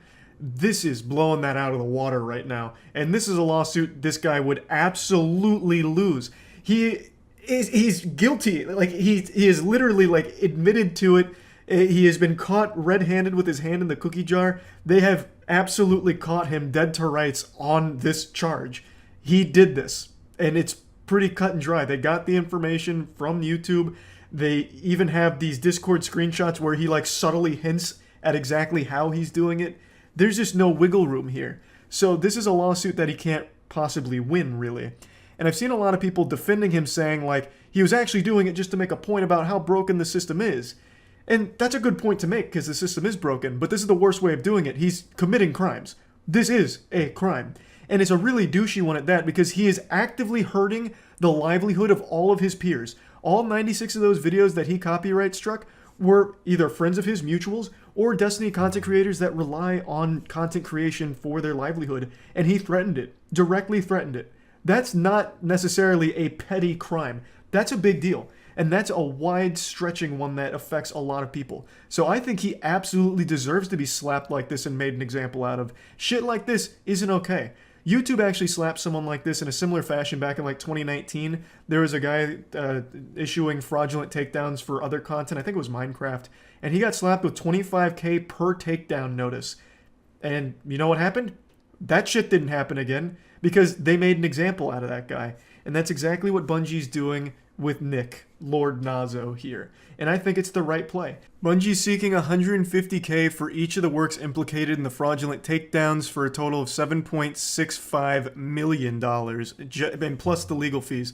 And just last week, they won a settlement of twice that in a dispute with the Destiny 2 cheat seller. So Bungie's already riding momentum here. They already copped a previous W here, and it looks like they might get another one if this makes it to court. And all of this over Miner's YouTube channel, which had less than 3,000 subs. Ultimately, I think Lord Nazo wanted to do something good. Like, he truly believed he was the hero in this anime, where he's fighting against a mega corporation that wrongfully took down his content, and he wanted to make an example out of a broken system. But he failed to realize that he was never the hero to begin with, because his content was straight rips from their official soundtrack that he re-uploaded, fully knowing that that's not allowed, and even receiving warning that that's not allowed, and still acted surprised and angry when he eventually lost his channel because of it. And then in his temper tantrum, tried to spin this narrative where, like, this system's broken and I'll prove it, by targeting the company that made me mad. And by targeting that company, he targeted a ton of normal people that had nothing to do with Bungie. And as a result of that, their livelihoods got kind of fucked for a little bit.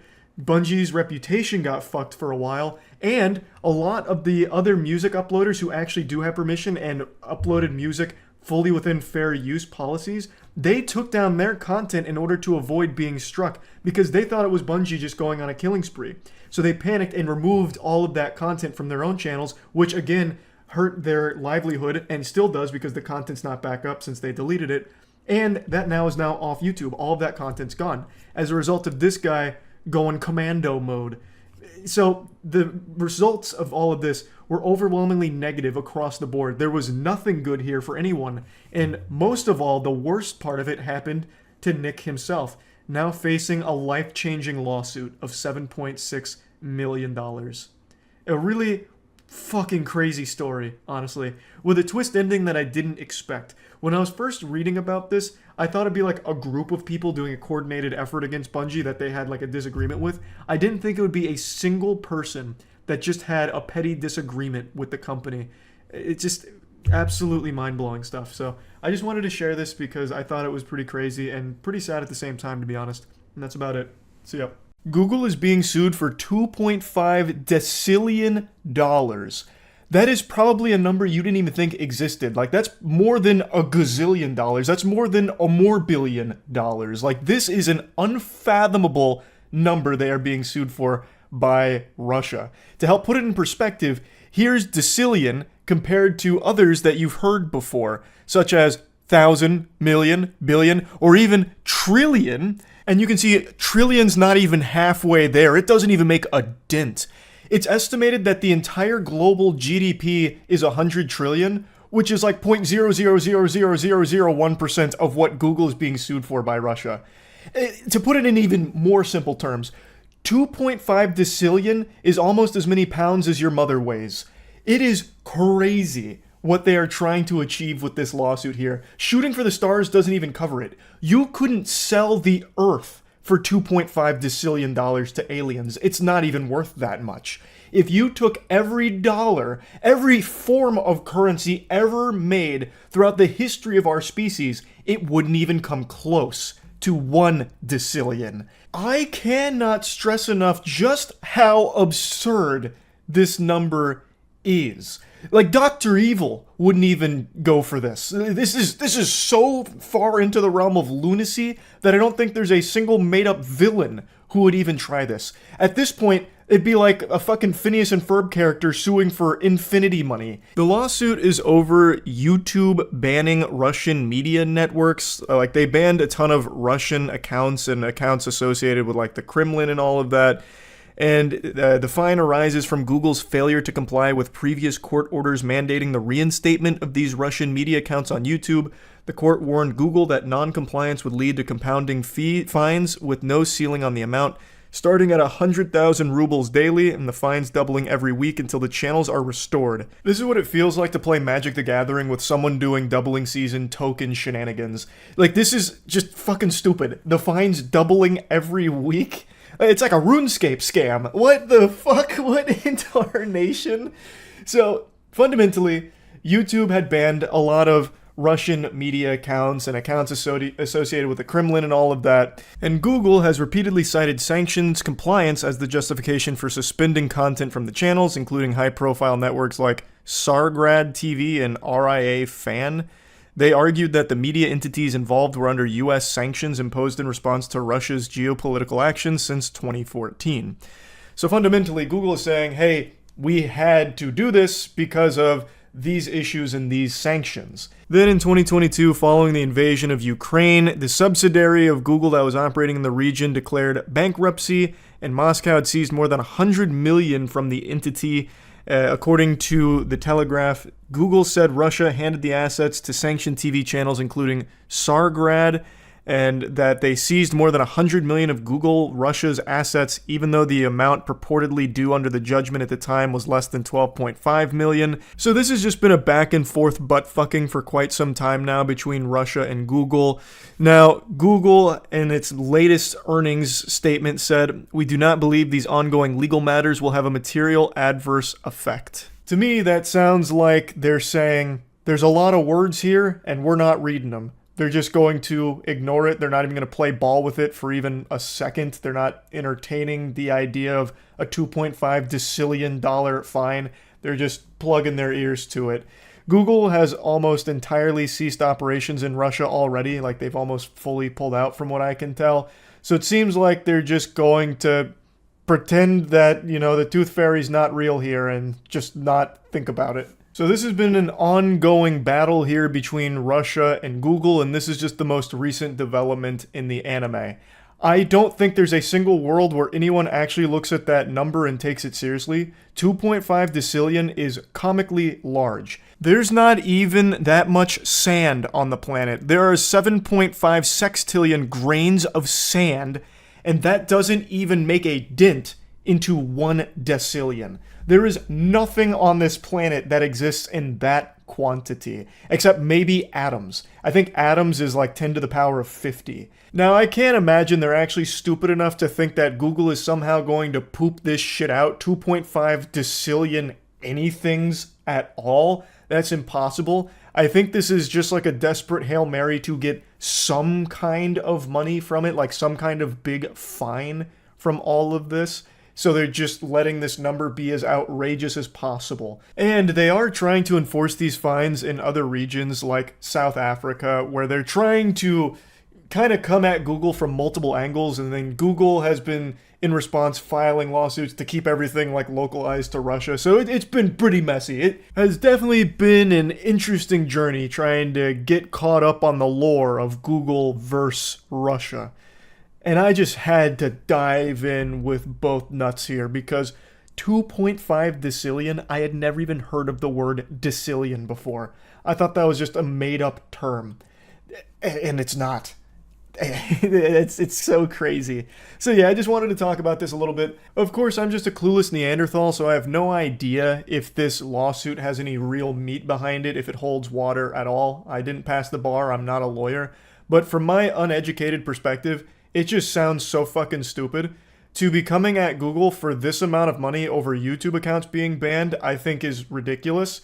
It's not like those YouTube accounts were going to generate anywhere near that level of money. Realistically, all of the YouTube accounts put together probably wouldn't have generated anything even close to $100 million, even if they were operational for 100 years.